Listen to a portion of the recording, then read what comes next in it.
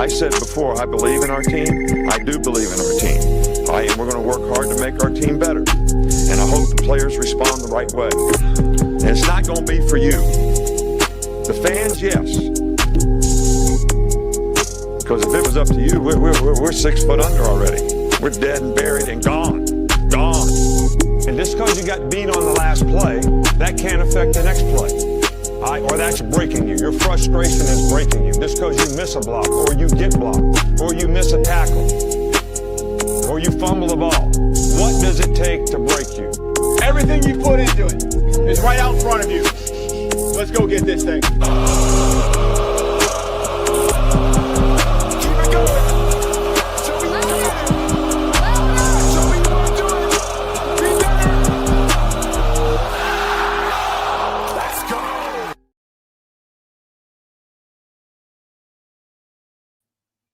And good morning, good morning, good morning, good morning, and good morning again. It's your boy, it's Piano Man, here with you on the long run. Welcome, welcome, welcome here with the long run. I see you ready, Stephen Hicks. Good morning and Roll Tide. Roll Tide, everybody. Good morning to you. Good morning, Anitra. Roll Tide to you. Nick Harden, Roll Tide. Good morning to you. Bobby Sprinkle, my main man. Good morning. And Roll Tide. Roll Tide, Amber Nicole. Good morning to you. Good morning, Jeff. Roll Tide to you. Yep. Double A. Good morning to you and Roll Tide. Good morning to you. Stephen Hicks, I got you, bro. Gwen Quince. Good morning and Roll Tide. How you doing, Gwen? Good to see you. Big Dean. Good morning and Roll Tide to you. DSGB 84.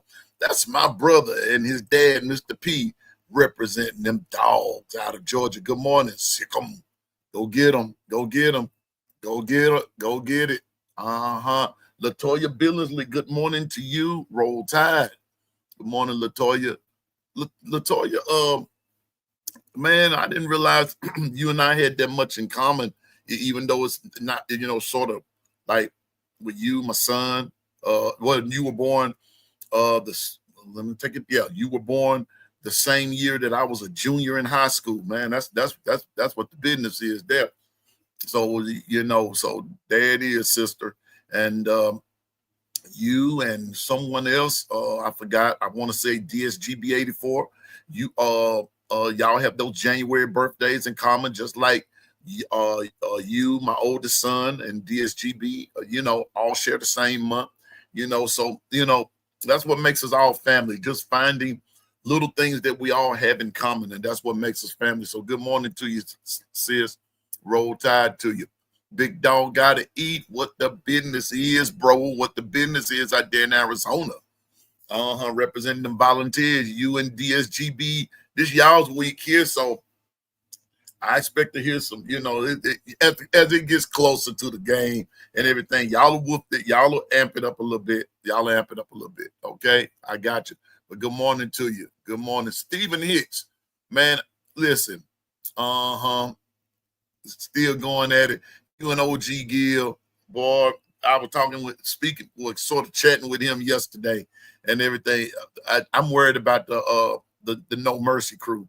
It just seems like they not sparing anybody any pain anywhere. I'm just saying, man. I don't know what's really going on with the No Mercy crew.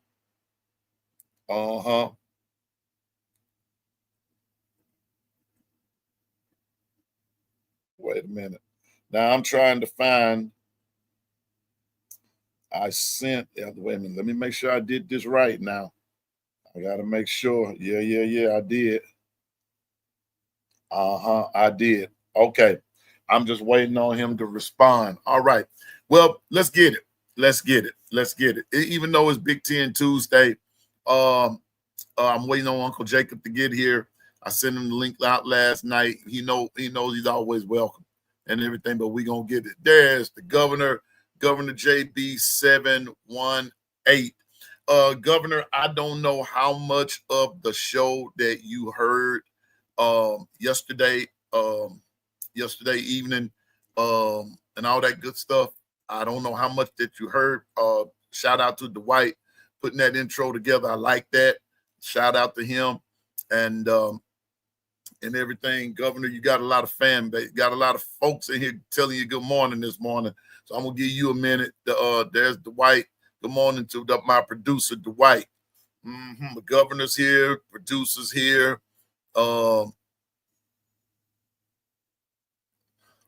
Jacob, tell Jacob he better wake up. Oh, okay. Well, I hope you all don't mind. But I want to do something with Governor this morning that I think that will I hope and pray that he be satisfied with what I'm about to go back over. And I as I was reading it yesterday, Governor JB, I thought about you and I said I wish that the governor was here. It's good, Nick. Nick, I understand you, Governor JB. You know, when you got things to do, you're at work and everything. Hey, I got you and everything. But I hope you all don't mind that. Let me see. Here we go. Let me go back here. I want to go back to something.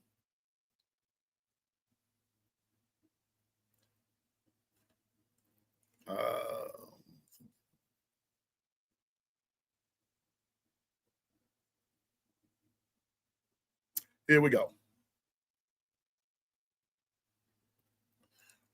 Governor, and good morning, OG Grill Cruz. Good morning, Bino. The GM is here.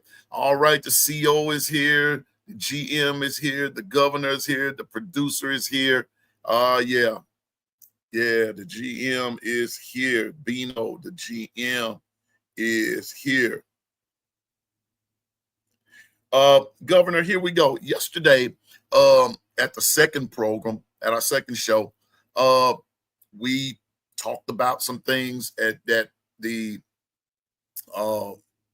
presser, some things that come up from the presser and everything. And Governor, there's one particular article caught my attention. I read it yesterday, and I want to read it again this morning because you were not here.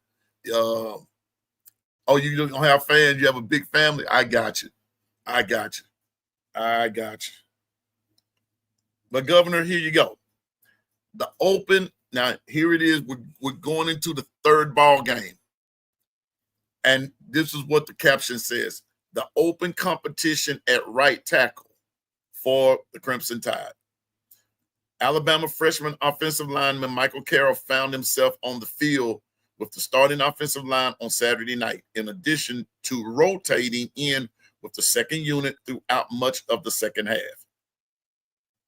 The Crimson Tide, here you go, the Crimson Tide plan to rotate players at a couple of positions, including quarterback, right tackle, tight end, and a couple of spots along the defensive line. Carroll held his own in place of redshirt sophomore Wilcom Formby, who has struggled at times during his Alabama playing career. Formby started 2 games at right tackle for the Crimson Tide last season, and 2 so far for Alabama in 2025. But Carroll, who took double-digit snaps on the night, felt notable replacing Formby. Offensive coordinator Ryan Grubb was asked on Monday about Carroll's play and if there's a competition at right tackle. This is what he said. 100%. I see it as a competition, he said. All these guys are competing for spots. So I thought Michael did a great job. I think there's some things that he certainly needs to clean up. But the thing I like about Michael is he does compete. And what you saw on the field in the game is how Mike practices. He's super competitive, physical kid. So I thought it was really a nice job for his first time. Grubb was also asked about the play of Jaden Roberts, who played in his first action for 2025 last Saturday against ULM. Jaden played well, Grubb said. He had about 4 blocks that I thought were good finisher blocks. that you expect out of a guy like J-Rob. I think he's working himself into game shape. He was out for a decent amount of time, but getting back to where he can play a full football game, he's still kind of getting through all of that, but he did a great job. And it goes on to talk about, no, you missed it, JB. He said, all these guys, he said all these guys are competing for spots. Now, he did name, he said, but he used the word including the quarterback, including. That's your key word right there, including. So nobody's safe. Nobody's safe. Nobody. Including, he said, including quarterback, right tackle, tight end, and a couple of spots along the D-line. So, even though he got specific right there, but he's letting you know right there, nobody's safe. It's still an open competition. And Governor, I was saying that's what you've been preaching for over a year, that it should never, ever be set in stone. It should never be set in stone. It should be a competition from day one until whenever, I'm just saying. And I thought about you when you said, when I read that, and I said, well, that's what Governor is saying, is that that there should never, ever be a stoppage in competition. They should always compete. Nobody should feel comfortable in their position and say, oh, I got this on lock. Yeah. But he said it was including, he said these guys are competing for spots. But there was also, when you throw that word including, that means quarterback as well, right tackle as well. But honest to goodness, if you watch the game, everybody was being rotated. Everybody was. So honest to goodness, JB, what I'm getting at is your take on it, actually in a kind of sort of way, that's what they're doing. They're doing what kind of what you're saying needs to be done. The competition, that's the point that I'm trying to make. The competition is still there. It has to be there. Keep everybody hungry. Yeah. That's it. Only people have a spot on lock is when their names are hung in the ceiling. That's it. That's there until the end of time. That's it right there. I'll put that in the big screen. That's it. That's the only folks got a spot on lock. Everybody else, long as you still playing. And wait a minute, Governor. And if your name don't ever make it up there, you ain't got no spot still. You still need to compete. You still need to be in competition. I'm just saying. So that's it. I'm just saying. Yeah, I mean, you better go back and compete again. I'm just saying, man. So I just thought about you there, Governor, of what you've been saying, over the last year or so, is that the competition should never, as long as you're active and you're out there, that competition, those positions should always be open. Exactly. Shoot, if the commentators haven't called your name, you have work to do. Exactly. Wait a minute. And if you're not on the depth chart, you have work to do. Now, y'all argue with somebody else on that one. I'm just, we just some old players just talking right there, but we know what we're talking about. If your name is not on the depth chart, you got work to do. I'm just saying, good morning, Zach. Zach. And that's where the competition comes in. Keep rotating, yes, but don't nobody get comfortable in a position. Don't do that. Don't get comfortable in a position. That position is not yours. But baseball players, we laugh and joke, but soon as we cross those lines, it's up. It's over. I'm just saying now. So I thought about you there, Governor, that the competition is yet on. It's yet on. So that means that they have not found that what's the word I want to use? They hadn't found that mix yet that they want to use on a consistent basis. They hadn't found it yet. And to me, that's a good thing. That's a good thing. And so now, Governor, it goes back to what you said a few weeks ago, sir, about midterms. I'm going to use that word when you talked about the midterms and everything. So by the time we get to Tennessee and everything, not Georgia, and I know, here we go again, I know folks are still bringing up Georgia. I don't know why. I don't know why.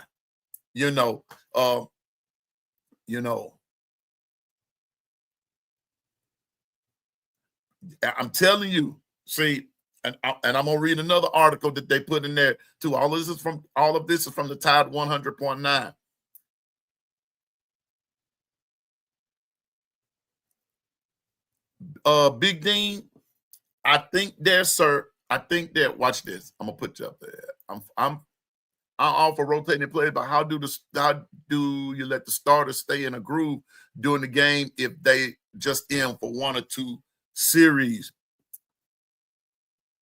I think a lot of that is going to dictate how the other team is getting in a groove too. It depends on their groove. What you want to do too is, yes, you want to establish a groove. And I believe that if a groove is going there, Big Dean, you do that. But I also think that if that groove, and remember now, and I'm not a fan of this, but remember now when they talked about, when Coach DeBoer made the statement about sometimes the plays, the big plays, the explosive plays are not happening fast enough. See, sometimes that's a mindset. That's a mindset. So that might have something to do with it. I don't know. I'm not there. All I'm doing is, reading what I read and reading what I see there. But I like that rotation thing because it's more to keep your opposition off balance. It's off balance. So I'm just saying, now,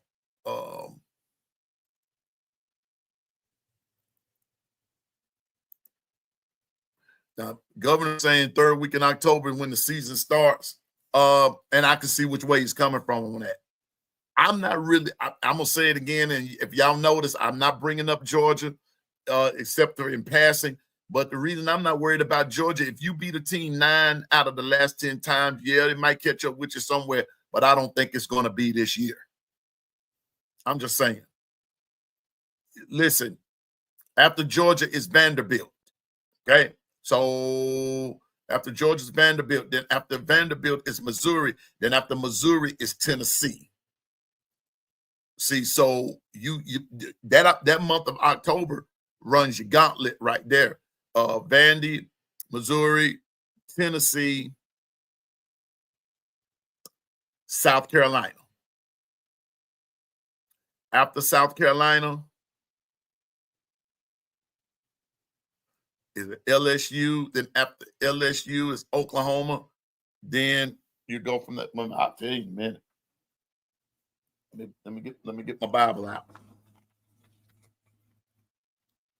Missouri, Tennessee, South Carolina, then LSU, then Oklahoma. Yeah, that's how it goes. That's how it goes. See, so that third week. So I'm listening to what Governor says right there. I'm not so much worried about Georgia. I'm not. I'm really not. I'm not. But yeah, so it's a lot going on. But honest to goodness, Georgia, Tennessee, I hate to say this, but Georgia, Tennessee, to a certain degree, is a lot bigger than Georgia, Alabama, Tennessee, Alabama, because you see, here's your problem. With Georgia, Tennessee, they start the SEC play, and that's 9 times out of 10, okay, somebody's going to get their first loss, and that's an SEC play, right? All right, so by the time Georgia, let's say, for instance, Georgia plays Tennessee, and Georgia beats Tennessee, Georgia's 1-0, Tennessee 0-1, and then it goes from there. Then depending on how it goes, So that's where that 2-loss thing comes in. But somebody's going to fool around and lose a third game, and then that's when the flag's going to fly. You see what I'm saying? So by the time after the season, so when they play us, when Georgia plays us, that'll be SEC game number 2. So let's just hypothetically say that Georgia is 0-1 when they play us, and then we beat them. They 0-2. Now it shifts puts a different light on the subject there. But by the time for us, I don't know. That's just how I see it. But all I'm gonna say is just win, and you don't have to worry about it.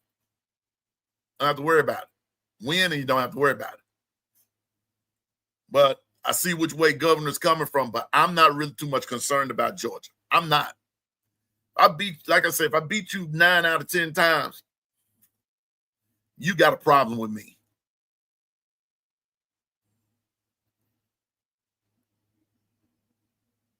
Exactly, Zach. And so when I look at it and it's all total construct and everything, I don't worry about the SEC until we start playing. This week, I'm worried about Wisconsin.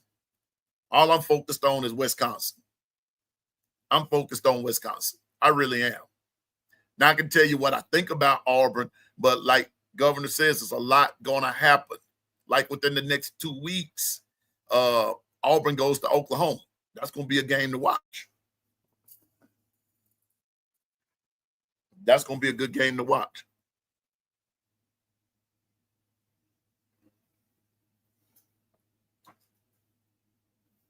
That's going to be a good game to watch. But we got Wisconsin coming up this week. I'm ready for it. I was hoping Jacob gets on. I don't know if he was working last night or what. I sent him the link, but I was going to talk about some things that I noticed in that Michigan-Oklahoma game, which I'll probably bring it up because it's still Big Ten Tuesday.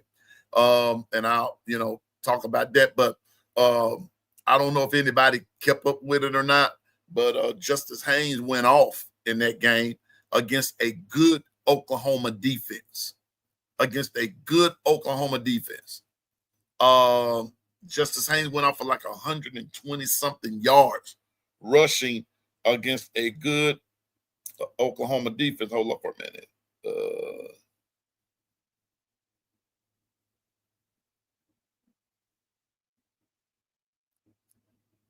Yeah, here we go. But here's what alarmed me in this game. Okay, here we go. Passing yards, John Mateer, 21 of 34, 1 touchdown, 1 interception with 270 yards. Bryce Underwood, 9 of 24 for 142 yards passing. Rushing yards for Michigan, Justice Haynes, 19 carries, 125 yards, 1 touchdown. The leading rusher for Oklahoma, guess who? John Mateer. 19 carries, 74 yards, and 2 touchdowns. The quarterback. Where have we seen this before? What's saving Oklahoma is their defense. Now, John Mateer is one great quarterback. Now, and I'm going to tell you this, Oklahoma's going to be scary. Oklahoma's going to be scary. I'm telling you now. Oklahoma's going to be scared. They're low-key good.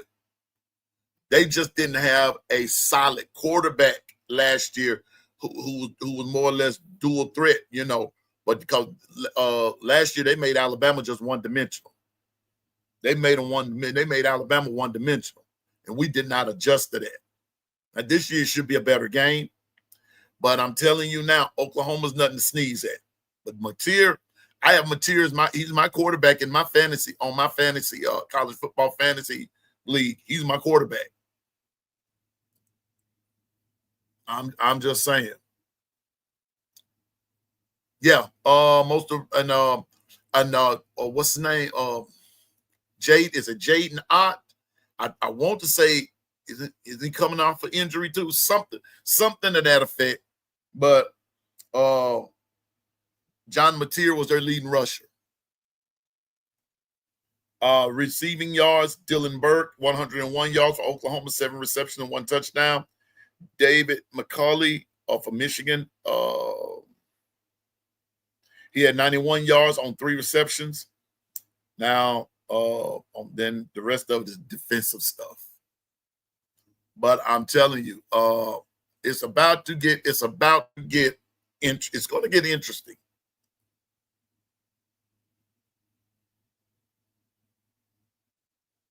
Okay, cool. Good to see you, Bobby. Roll Tide.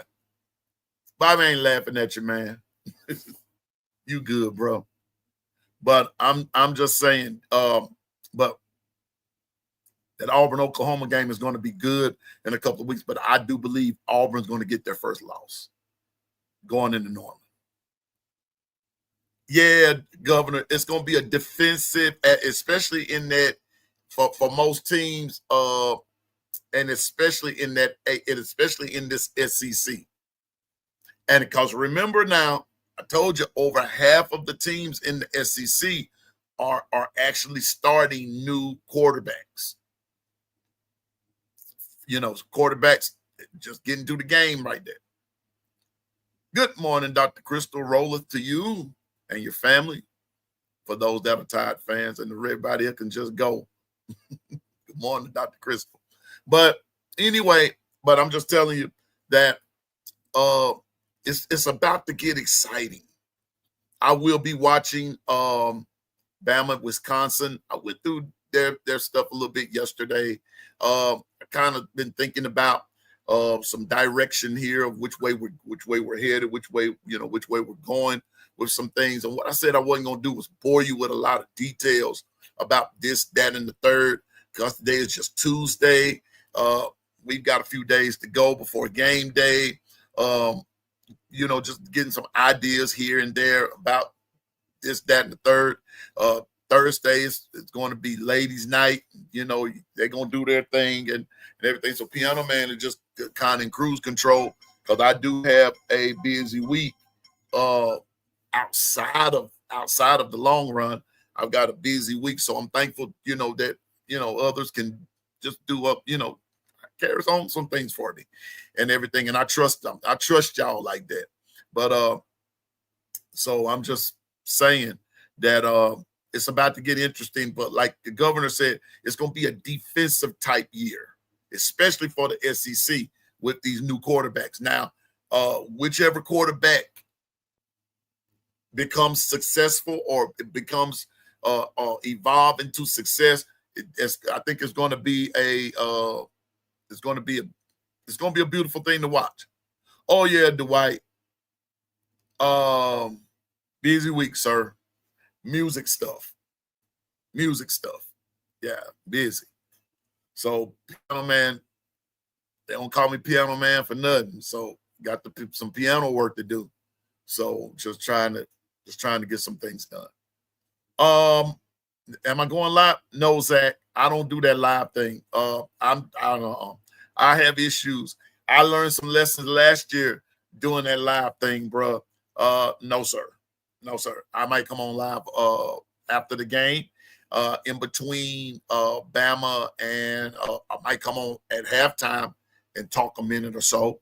I might do that and then go back to the game for just and then we watch it from there. And then Georgia, Tennessee comes on later, and then later that night, I forgot who else plays. But it's gonna be an exciting day, even though we're not playing SEC play. Florida LSU plays later on that night. I don't think that's gonna be much of a game. I really don't. I don't think that's going to be much of a game. I believe that unless Florida pulls a rabbit out the hat, I think you're about to see the end of some stuff in Florida.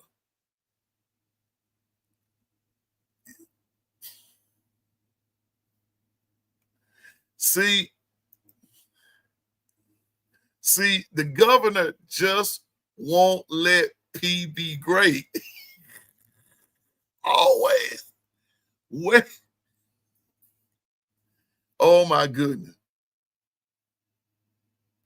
Zach, don't do that. No, sir. No. If I am preparing for a wedding, it'll be one starting on February the 10th. That's gonna be it. That's gonna be it. No weddings during football season. No weddings, no announcements. No, sir. No, no. Zach, you got too many jokes, man.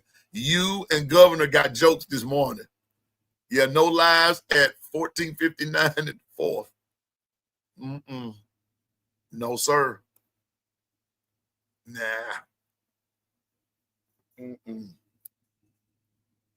Yeah, buddy. Yeah. So anyway, but it's gonna be an interesting Saturday. It's going to be an interesting Saturday. Let me see something. I want to see something else. Hold up. So while I'm at it. So let's go to week 3. Now,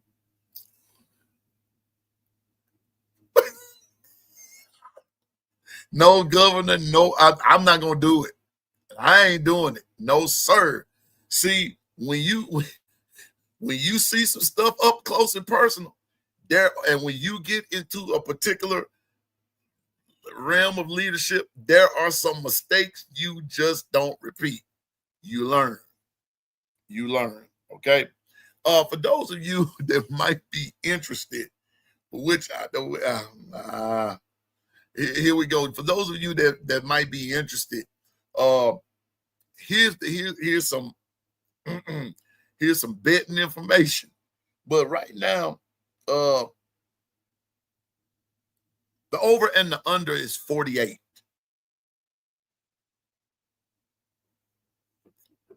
The over and the under is 48.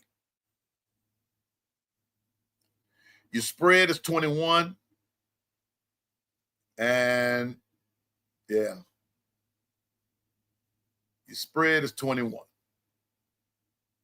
But your over and your under is 48. Let that sink in. Now, to me, I don't know if they're trying to say that Wisconsin is going to score 24 points on Bama. I don't know if they're saying that Bama is going to score 48 points the whole game. All I know is that the over and the under is 48. 48. That's for now. Now, me personally, I wouldn't touch that right now, because sooner or later that number is either going to increase or it's going to decrease. Not sure if what it's going to do. It's just Tuesday. Don't know if there are any what the injury reports are saying, or this and the third. So maybe by Thursday we'll know. But these things be fluctuating day in and day out. I'm just saying. But for those of you that are thinking about placing a bet, just remember your over and under is 48 for today. Yeah, me too. I want to see some dominance from the defensive line, like what you were talking about yesterday, Governor. I want to see that pocket collapse. I need to see that pocket collapse.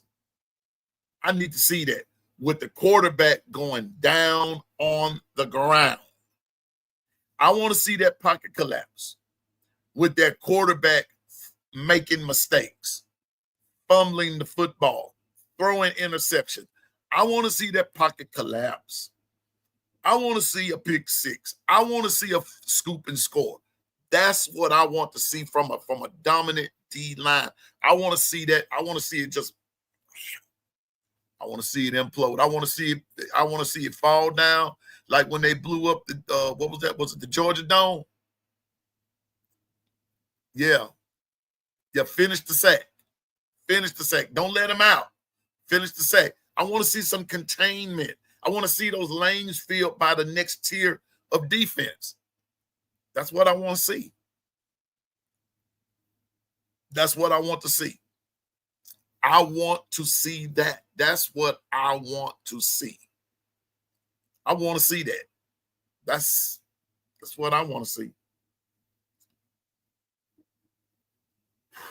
I want to see that. When we get and let me tell you something, Governor. Bobby Sprinkle said it the best yesterday. I just asked for 3 sacks. Bobby said, "What about 5?" I said, "I ain't gonna argue with you, player. I'll take that too." But at least I want to see a sack. I want to see a sack.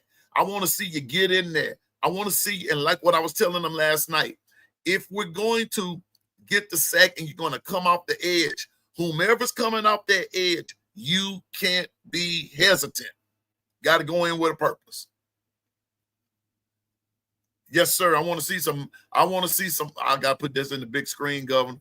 If anybody saw The Blind Side, Michael Orr took that dude on out of here. I want to see that type of blocking.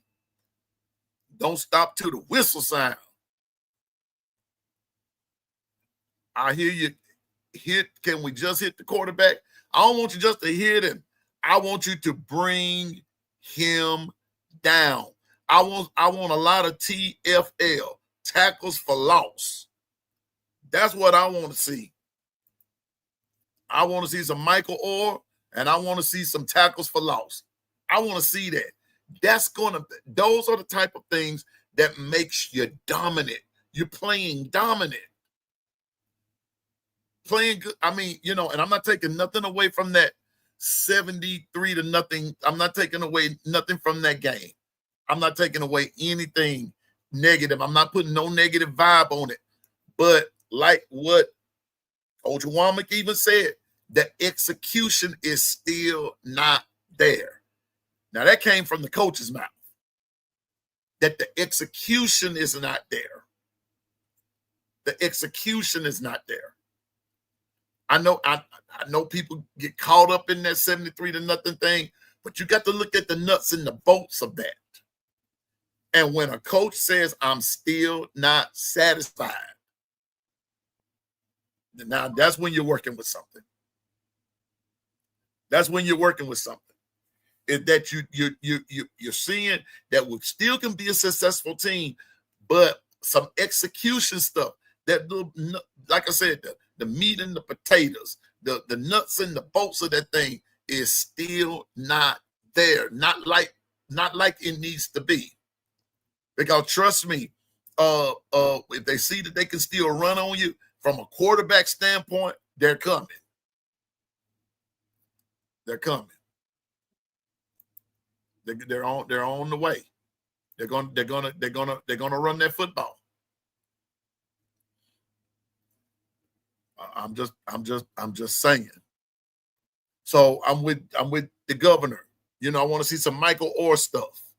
I'm with Stephen Hicks. I want to see you hit the quarterback. I'm with Big Dean. I want to see you finish the sack. In finishing that sack, I want to see a turnover. I want to see I need that turnover chain going. That's what I want to see. I want to see that. So y'all, that's what Piano Man is saying. Just like I said with B Sharp last night. I want to see if we're gonna come off that edge. Don't be hesitant. Don't be hesitant. If you go and get that quarterback, go get him.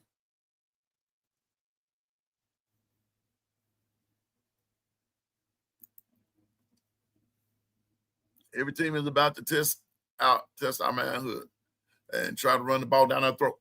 Wisconsin's going to do it. They're sure going to try. A lot of those Big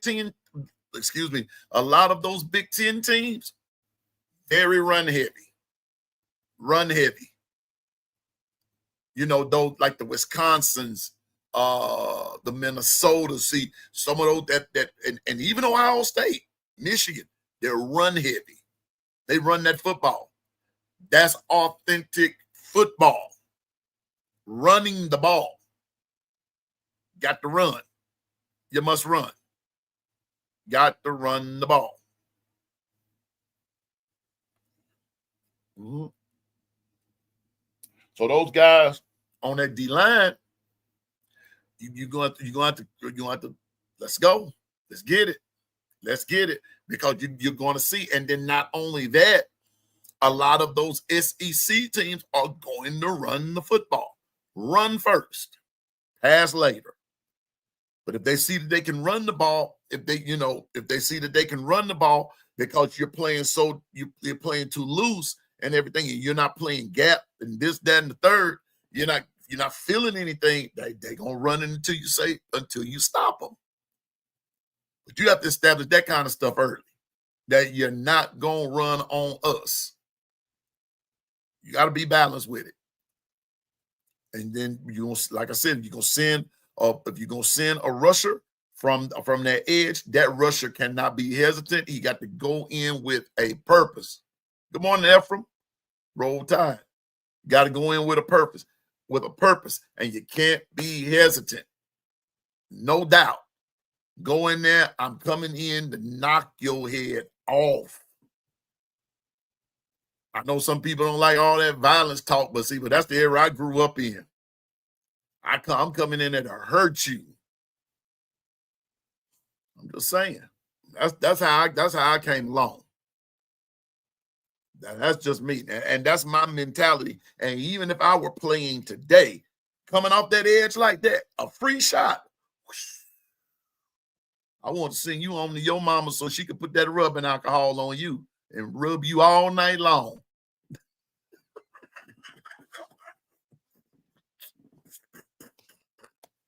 That's it. I'm just saying. You when you coming in off that edge like that, you coming, yes, sir. Mm-hmm. And whoever get in the way, they can get some too. That's it. I'm just saying. So that's what I mean by you can't be hesitant. You got to come on with it. You got to come with it. So with that being said, let me see. One more other thing.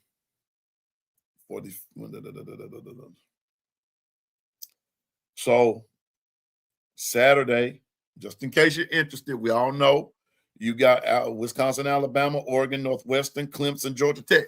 Good game right there, folks. Good game right there. And Georgia Tech is undefeated too. Clemson's 1-1.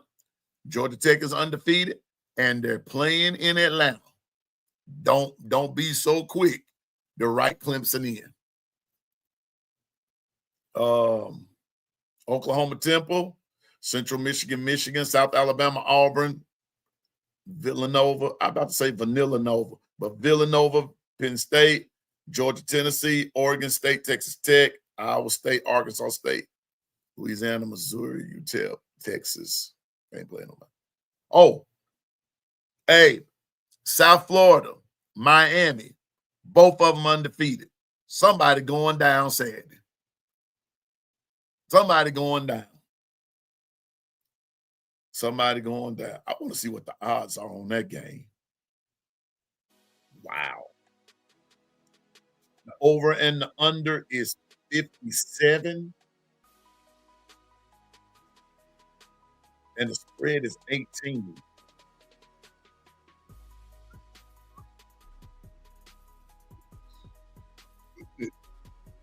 Ohio State, Western Michigan, Illinois, Arkansas, Ole Miss. That's going to be a good one. Both of them 2-0. That's going to be their first loss. Florida, LSU. I believe Florida's going to get their second loss. Oh, wow. I forgot. Texas A&M. Notre Dame. Texas A&M is 2-0. Notre Dame is 0-1. Vandy, South Carolina. Somebody's gonna get their first loss in that. So, and Wyoming. That's the game set. That's what it's looking like said in D1.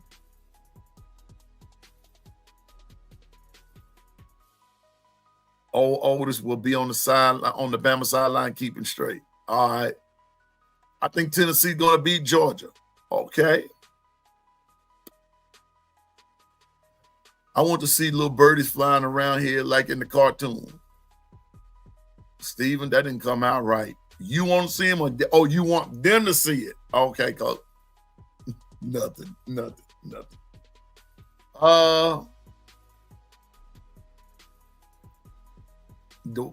Wait a minute, Dwight. Dwight said pause.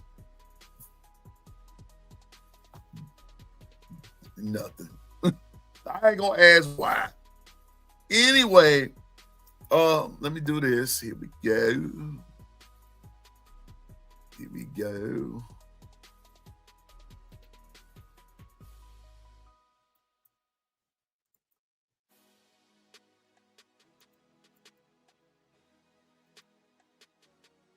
Here's the link. Give you a couple of minutes to call in. There's Dwight in the office there. Give you a couple of minutes to call in. Say what's on your mind. We're going to do about like 2-3 minutes of every call so I can get many people in.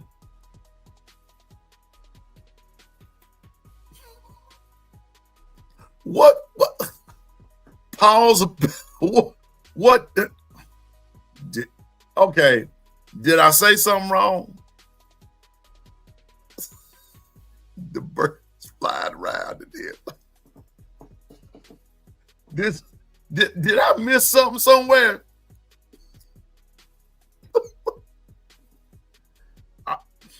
See, when I'm with the 401k crew,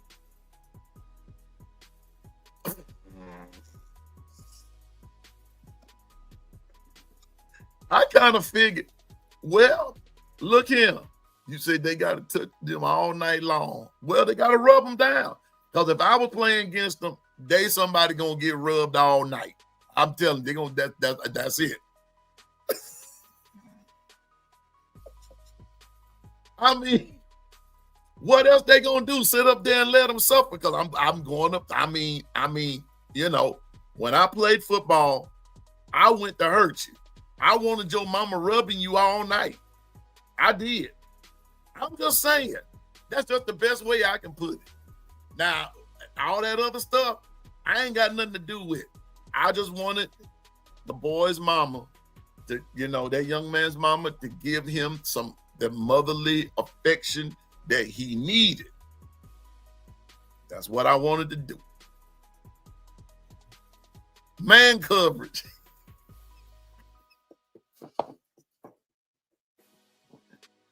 Y'all know I'm just from the old school. That's how we talked back then. That's right. Hitting all day so you can get that soak and rub all night. That's right. That's right. Well, wait a minute. I want them to smell like Vicks Vapor Rub, Bengay, Atomic Bomb, all that other stuff. I want them to smell like Blue Star ointment. That's what I want them to smell like. See, that's the mind of a defensive player. I want you to smell like you just stepped out the Vicks factory. Good morning, Sharp. B Sharp is the man, y'all. B Sharp, you came in on.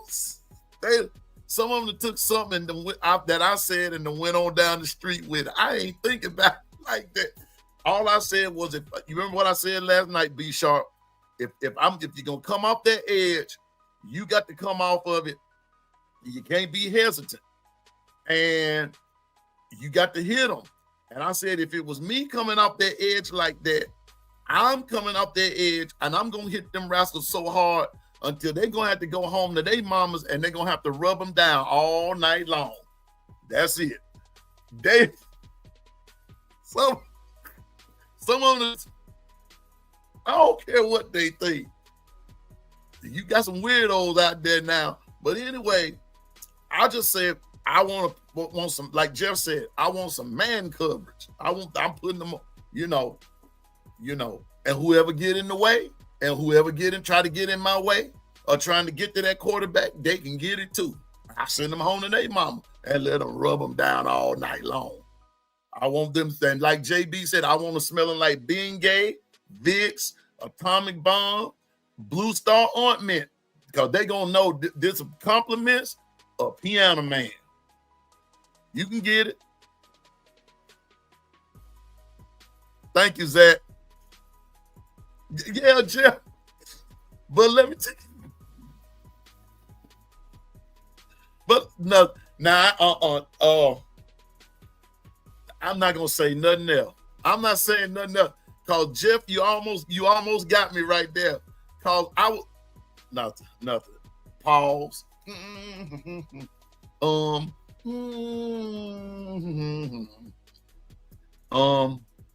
Yeah. So I'm just saying, man. I'm just saying. It is what it is. It is what it is. 8:52, and we talking about rubbing them down. I'm gonna, I'm rubbing. Let them rub them down. Shouldn't have been out there. That's what we out there for. I'm nothing. Ooh, child. About Governor, tell me.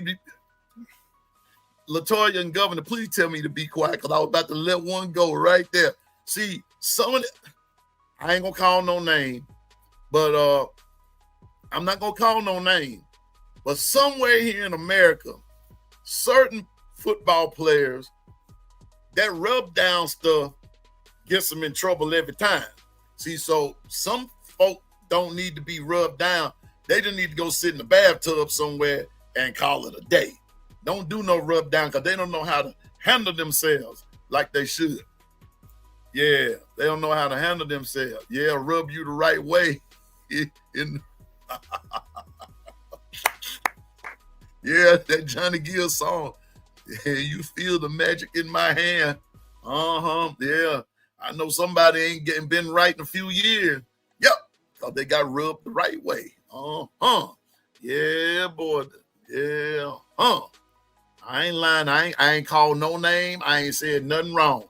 I'm just saying. So, but I'm just keeping it straight football. You know, that's what I want. Feel the man. But I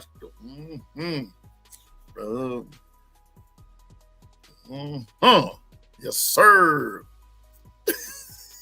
I'm just saying, man. See, so.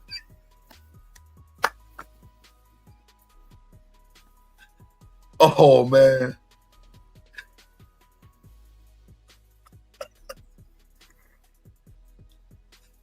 See, Johnny Gill don't know what he started when he got to sing and rub you the right way. That was done. See, rub down turn into Marvin Cease. It sure will. Now, let me go back to football. See, now that's y'all governor. This is the governor of discord. That's why I call him that. It turned into Marvin Cease in a minute. And see, and you ain't gonna, let me tell you something. It's a difference. See, be sharp. All because I said, if be sharp. All because I said, if I'm coming off that edge as a defensive player, yeah, I did start it. All because I said, if I'm coming off that edge as that edge rusher, and I'm coming after that quarterback, I'm gonna hit him and hit him so hard until his mama gonna have to rub him all night long. They took it elsewhere. Now we done went from Johnny Gill to Marvin Cease. That ain't got nothing to do with it. But I'm gonna tell you what, whoever end up with Marvin Cease, they gonna have a crown.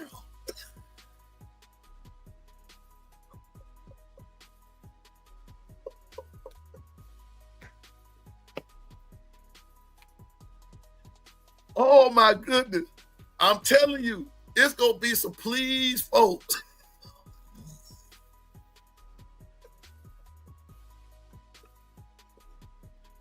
Woo! That's all I'm saying. So, yes, sir. I'm telling you now. I'm telling you, you go from Johnny Gill to rub you the right way, the Marvin Cease. No, sir. So, with that being said, I'm fit to go, y'all. See, I'm gonna blame Jacob for this. I'm coming in. We talking about Marvin. See, Anitra. Let me tell you how this went. Anitra. All I said was, if I was playing as an edge rusher, I got this. We were talking on B Sharp's program last night. What will it take? Bino asked this question last night about what would it take to get sacks and all that kind of stuff. I made the statement that, as I stated last night, if you're gonna rush, get sacks off the quarterback, whomever's coming off the edge cannot be hesitant. And I said, if it was me coming off that edge, I'm gonna hit that quarterback so hard till when this game over, his mama gonna have to rub him with some rubbing alcohol all night long. And Anitra, it went off the rail from there. All of a sudden, I started seeing pause. I'm thinking football. Then here comes somebody talking about rub you the right way. And then somebody said, okay, then you're going to end up with Marvin Cease. And now here I am, the bad guy. All I said was, okay, if somebody you start with Johnny Gill, that's one thing. But you end up with Marvin Cease, somebody's going to have a crown on their head. Oh my goodness, what's up? I bleed crimson. I bleed. Look here, this thing that flew south real quick. So Anitra, now you know the story. And B Sharp ain't helping matters none. He ain't coming to your boy rescue. Talking about I started the foolishness, but I didn't. Yeah, the Lord help us. I did. All I said was, that's how I played football back in the gap. That's how I did. And now, you got to be careful what you say on here. You just have to be careful. All I said was that his mama gonna have to rub him down all night long. That's how I'm just old school like that. Who else gonna be rubbing him down? In this live with prayer after this. I came on praying and look what happened. I can't. You do, JB. You do. I have to be so. You know what? I'm going to have to go get me a thesaurus and find me other words to use in describing football. All I said was hit the man. Your words are powerful. I see that now. Words are powerful. My goodness. Lord Jesus. All I said was,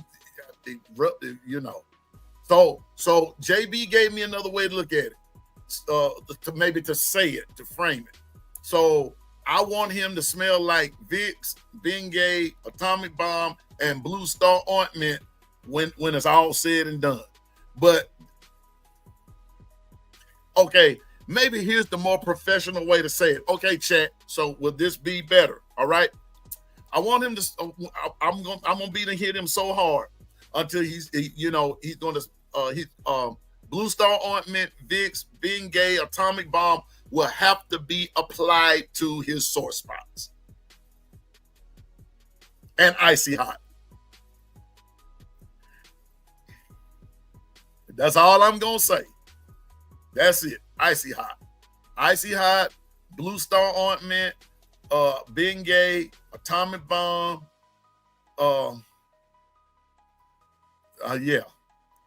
It will be applied to his sore spots. Is that better? Is that much more professional?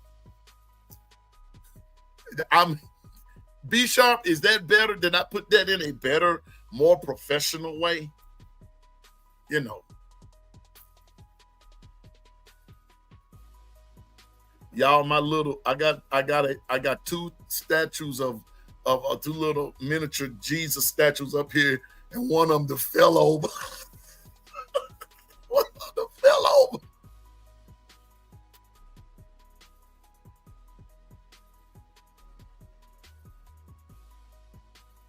Good morning. Oh gosh, Susan is here. That's better. Okay. Thank you. See, if B Sharp said it's much better, I must have, but I didn't. Okay.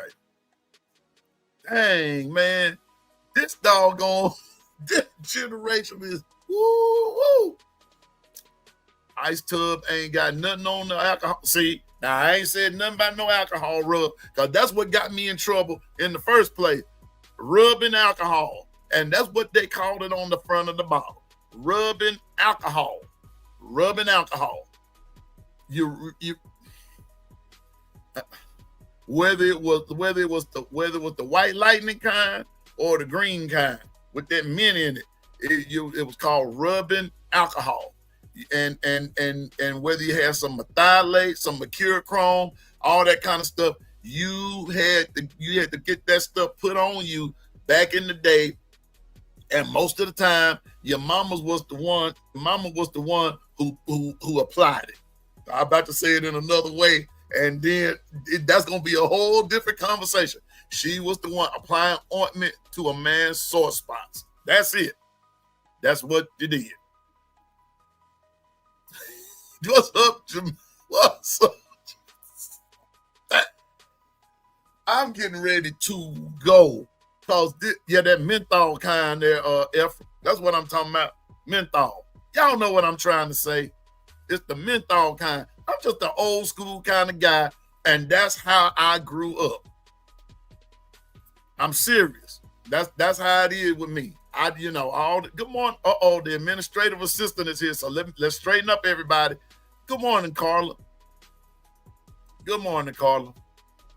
Good morning. I'm doing the best I can, Carla, but a certain person in here, matter of fact, 2 people from the 401k crew just won't let me be great this morning. I didn't mean no harm and all that kind of stuff. And I'm not going to repeat myself, because every time I repeat myself, then here we go. And we start the process all over again. Good morning. Susan, don't you say nothing. I'm not even telling you what was said. Yeah. Anitra, did I? Oh, God. Anitra, did I clean it up? B Sharp said I cleaned it up. Was that a better way of explaining it, Anitra? Because you came in on the crazy part. Jeff, Big Dean, did I clean it up some? I wasn't trying to be. I was just, y'all. Maybe I'm not cut out for this. Maybe today might be my last show. Today might be my last show. I mean, that's just how I grew up. I mean, and you know what? I think I know what I'm going to do. I think I know what I'm going to do. I think I know exactly what I'm going to do. Y'all just actually gave me an idea. And I'm going to sit down here maybe like tonight or tomorrow, and I'm going to put this together.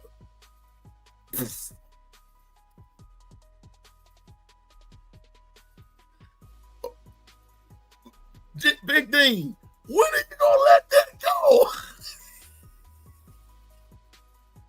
I'm just old school. So I think what I need to do is start me a channel for nothing but the old schoolers, where we can talk like we used to talk, and all these folks won't take it all out of joint. You know what I'm saying? I mean, all I said, I ain't saying it no more.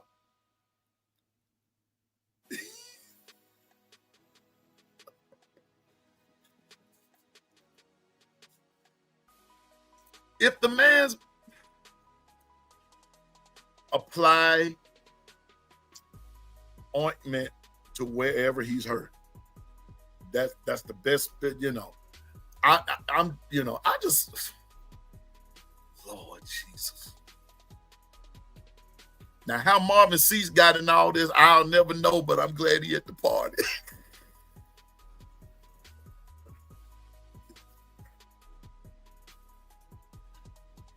Oh, boy.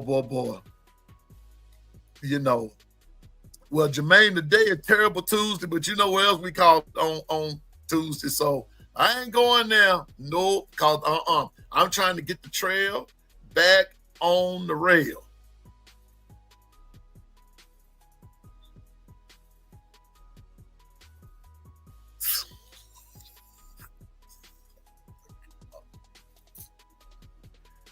Oh, gosh, help. OG Gil, are you part of this here foolishness too?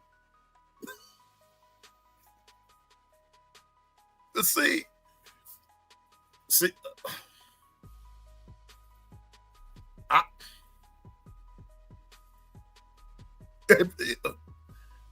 you know what? I'm just gonna be quiet. It's Tasty Tuesday. Yeah, that's what's wrong now. It's too much tasting going on around. Too much. It's too much tasting going on around here on this Tuesday. It's too much taste. It's Wisconsin week. Yeah. And and what is Wisconsin known for? Cheese. And I ain't saying nothing else. I'm just saying.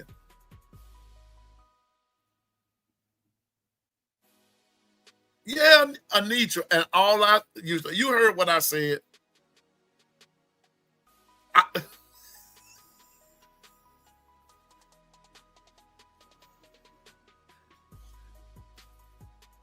All right, JB, I want to know if it's Jergens or they'll see, all right, take that Jergens part out and you have Joe on your hand then. I want to know.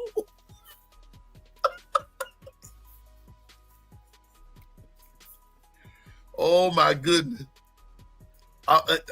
And Susan, and guess who's getting blamed for it? Me.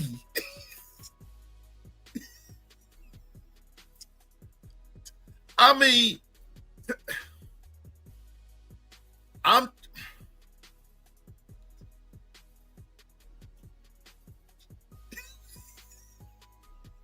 see,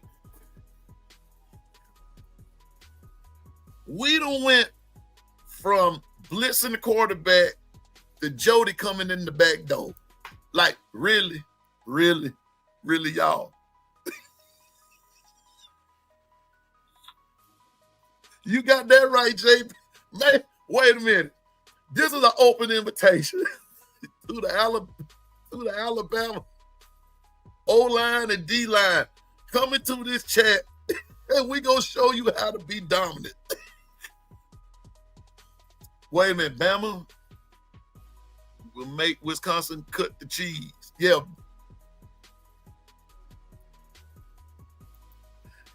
Susan.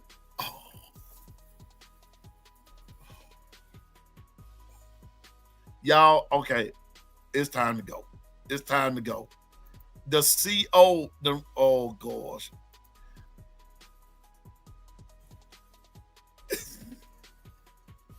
On a Tuesday.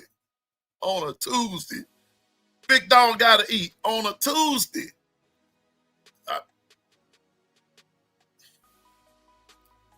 I'm getting ready to go, y'all. I gotta go. I know Anitra, but I'm about to bust out laughing like.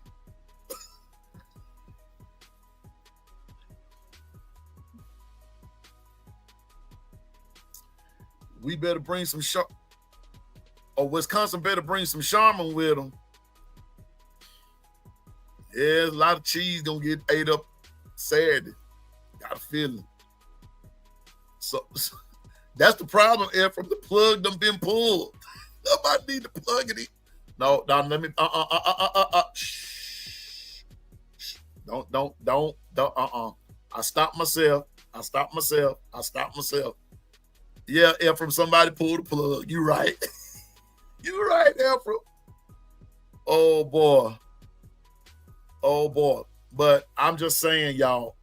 I'm just saying on the real deal. That's just how I handle it.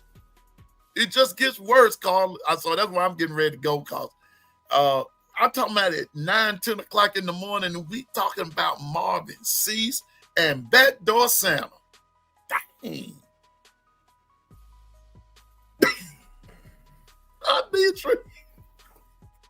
Anitra, you caught that, huh? That's why I said, what? Wait a minute. Let me stop. I'm just gonna go on and agree with Ephraim. Pull the plug.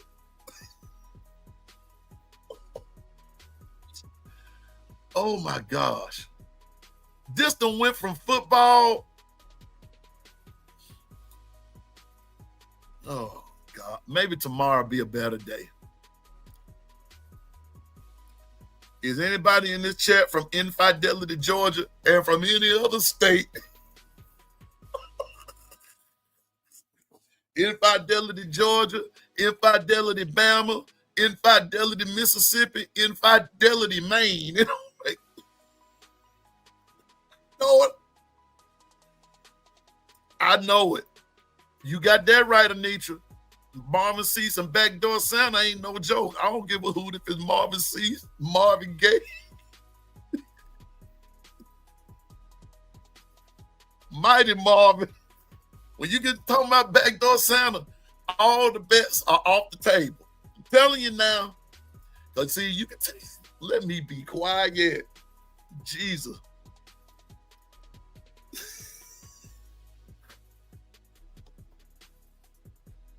Ooh, child.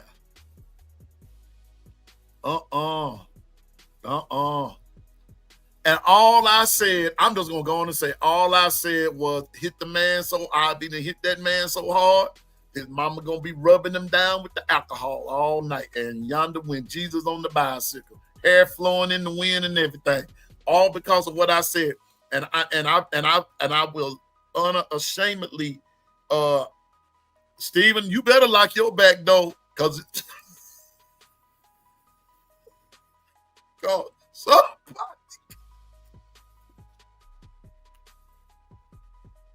Oh my goodness.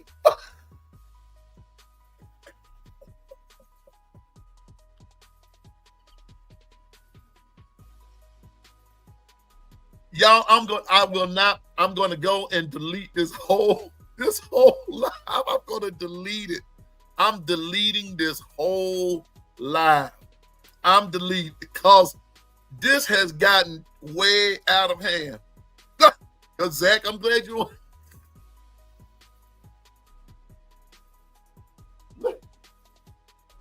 Oh boy.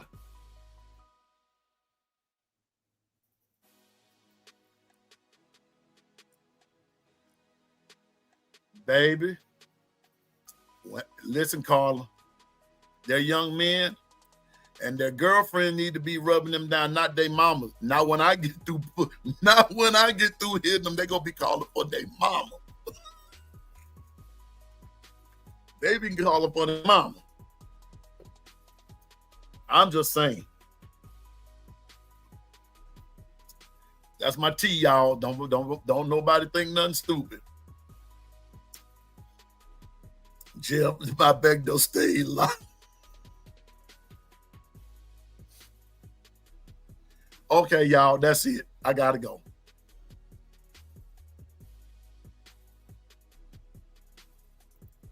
I gotta go. That's it. I've been on for an hour and 15 minutes. I got partly accomplished what I needed to get accomplished. I hope I'm glad everybody had fun. But y'all, I'm crying over here. But yes, their girlfriends, they mamas, something. But Carla, what I did say now, but some of these folks, some of these players, you cannot have them with the rub down stuff because it keeps them in financial trouble. That's all I got to say about that devil.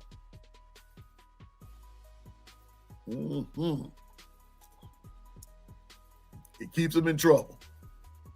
I ain't going. That the word of the week: consistency. That's right. Word of the week is consistency. Thank you, Dwight. Y'all let it go now. The word. Somebody gonna find something. Somebody even gonna find something in that and just gonna take it and just go on down the street with it. The word of the week is consistency. That's what Alabama got to do. Be consistent by coming off that edge, hitting that quarterback, and let the chips fall where they may. Maybe that's what I should have said, but my mind didn't go right. Didn't go there right then. My mind just said send him home to his mama.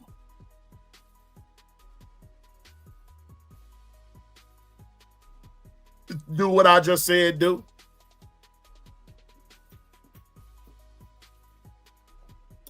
Come off that edge a few times and hit them. That's how you do it. That's how you're going to keep them on that side to 20.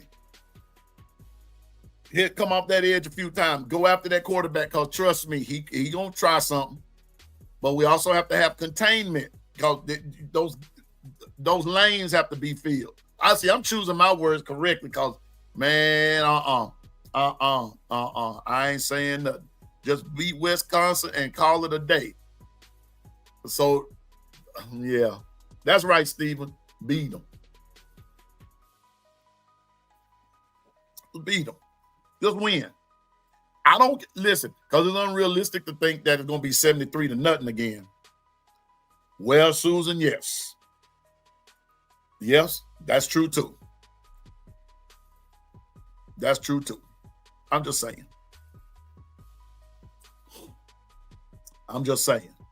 But I'm still standing on business. What I said, hit that rascal and send him home to his mama, his girlfriend, his grandma, his aunt, cousin. It don't make no difference. It could be the mortician if it want to be. But when he get through, when it's all said and done, that rascal's gonna be so sore. All those ointments and things that we talked about earlier, he gonna need every last one of them and some physical therapy. That's how I played the game. Motor was high.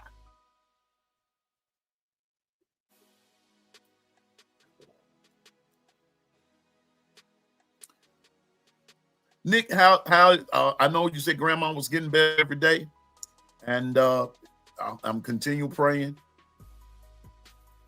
Old Smokey gonna hit them bulldog from the side. You know what? See. Oh. Anyway, on Saturday, Alabama playing Wisconsin. We're gonna take that cheese from them.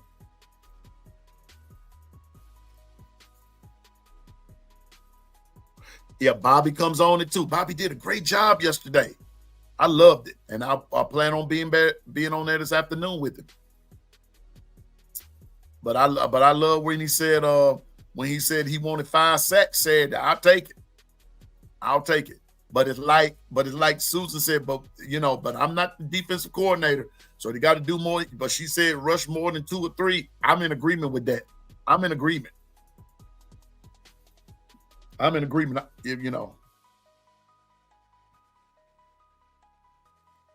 Well, you know what, Jeff? Those mistakes may come from rust.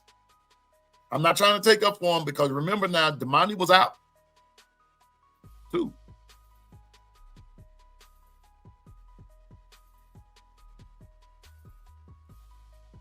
Okay, I'm praying for Marty. Praying for him. I'm praying for him.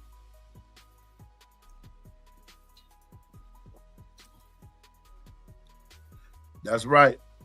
Get sacks. The mantra for this week. Yep. Consistency. We need some consistency. And I believe if we start doing it this week, it'll help us out going forward. Got to get that. You got to get that feel for it. You got to get that feel for it.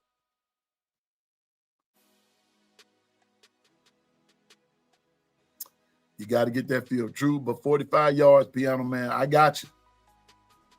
But you got to, but I think too, Jeff, that has to be a thing of purpose, sir. You got to go with the purpose of all of that.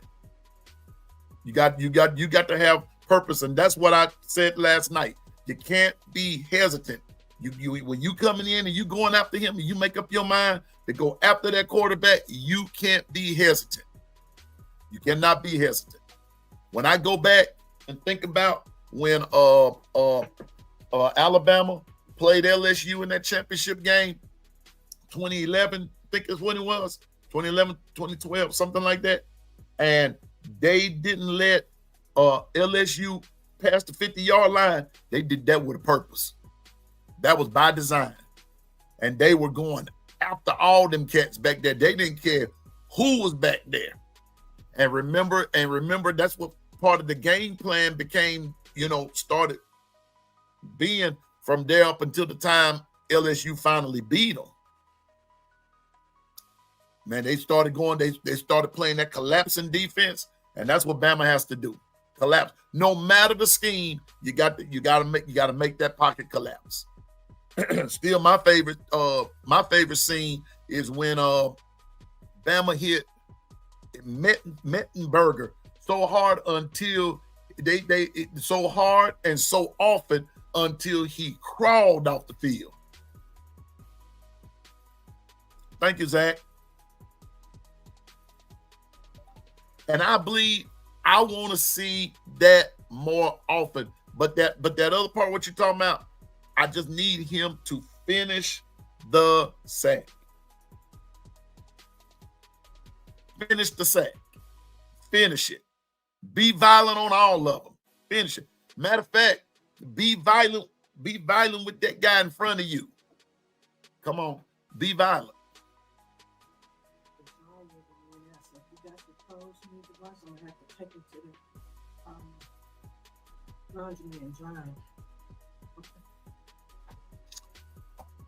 Yeah.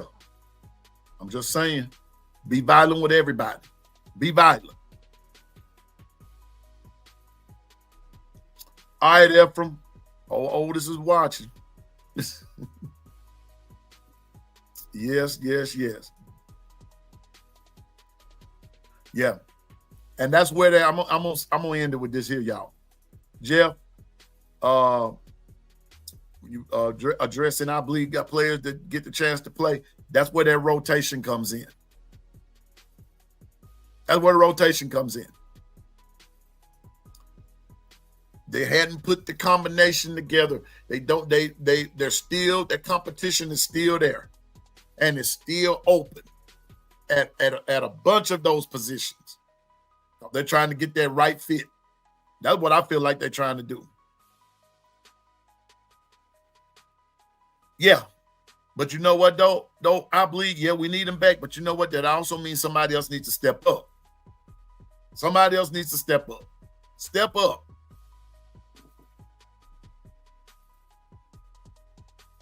I hope so, Tim. Good morning, Tim. Roll Tide. I hope so, Tim. I hope so. So let's not sure. You know what? I was intending to listen to Coach DeBoer about that yesterday, and I got to doing something else, but I'll probably have that for you tomorrow. Yes, JB. And that's what that's what I've been saying that too. Keeps your defense fresh, but it keeps everybody on their toes. Everybody on their toes. And the more you rotate, you throw the other team off balance. And that's the object of the game. That's part of the object.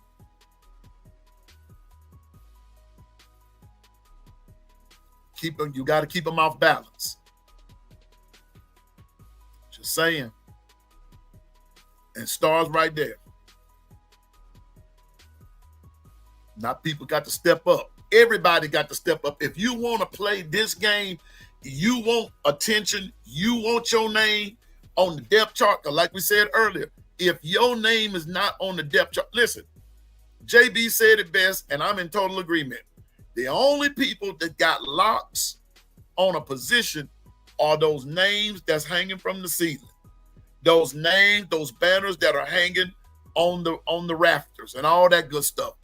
Those are the only folks that's got a permanent position.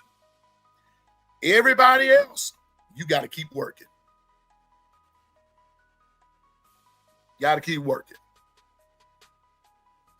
Just saying. Keeps you motivated. You want to see your name in a permanent spot, then get it right while you're playing. That's how I see it. You want your name up there, then get it right down here. That's how I see it. So, you know. Yeah. And I got Susan, but I hope that they don't need to rush Jam back. Let those other guys play. Oh, Latsier Brooks gonna keep. Wait a minute, telling you now, and I mean no harm. Ryan is good. Ryan is good. What's up? Good morning, Icebox. Roll, dadgum tide.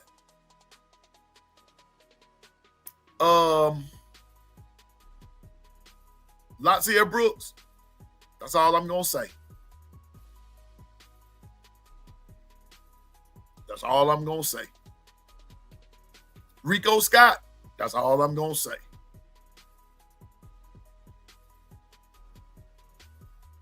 Jalen Hale. That's all I'm gonna say. Pick your poison.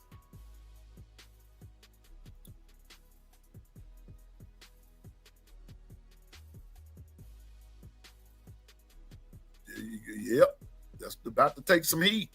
The star power about to take some heat. Matter of fact, JB, I'm gonna tell you something else.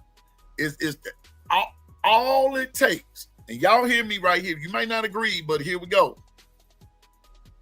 All it's gonna take is for Brooks to score one touchdown. Watch how the dynamic of that changes. All it's gonna take for some of them is for Brooks to score a touchdown, Riley to score a touchdown, Rico Scott to score a touchdown. See, Richard Young has already scored. Okay.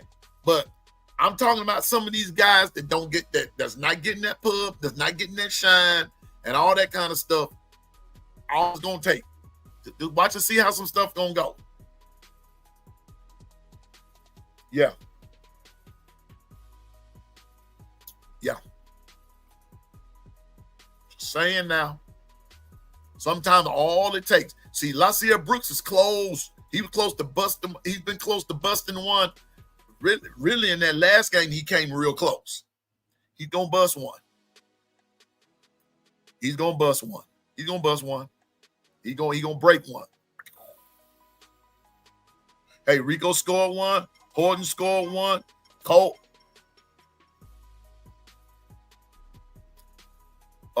Yeah. It's gonna happen now. Yeah. What's up, Coach Carl? Good to see you, Coach. But all I'm saying is, I know I'm not the coach. I'm not anything on that team. I'm just a fan that has been, a fan of the Alabama Crimson Tide basically all his life. All I'm just saying is, don't rush Jam back. Let them other guys do some stuff. Just saying now. I'm just saying. Then you'll see exactly what you have. Then when you add Jam to the mix, now you're coming with it. Now you're going to be able to come with it. So I'm just saying. So it is what it is, y'all. Yeah, we got the running backs, feed them. And like JB said, keep them hungry, keep them interested. It keeps them engaged with the game. Like this rotation thing. But like someone said earlier in the chat, what about the groove? Some of the groove also depends on on who you're playing against. Because I'm looking at it from a standpoint, we want them off groove. Exactly, I believe. That's what Stephen is saying too. Stephen Hicks is saying the same thing. Can't accept mediocrity. Too much depth. Too much talent. Oh, yeah, we on the track. We on the track. Coach Al, what's up? Yeah, we're gonna see. We're gonna see Coach Al. I'm gonna put that up there. Cause see, it's gonna get real. For one, we will see what we have on when our O-line can protect against SEC 5-man pressure this year. Yeah. Yeah. Coach Al, everybody. Yes, sir. We're gonna see. Coach Carr, Coach Al in the house. In the house. We're gonna see. We're gonna see. Coach Carr, can you and Coach Al call in right quick? Hold up for a minute. Can y'all talk? Coach Carr, Coach Al. I want y'all to hear this coming from a coach's perspective. I wasn't deep into coaching like they are.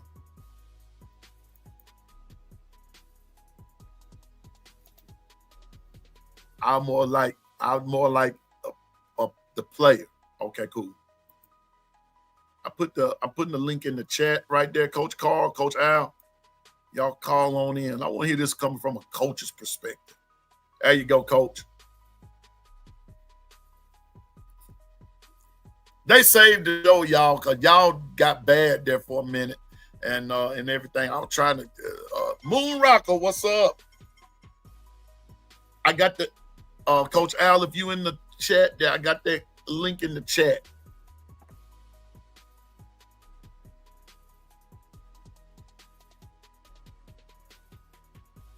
Let me see something here. All right, hold up for a minute.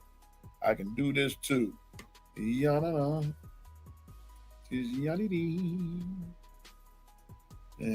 where are you at?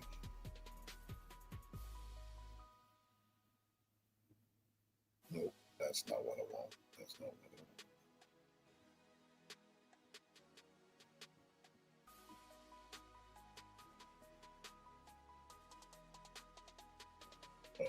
No.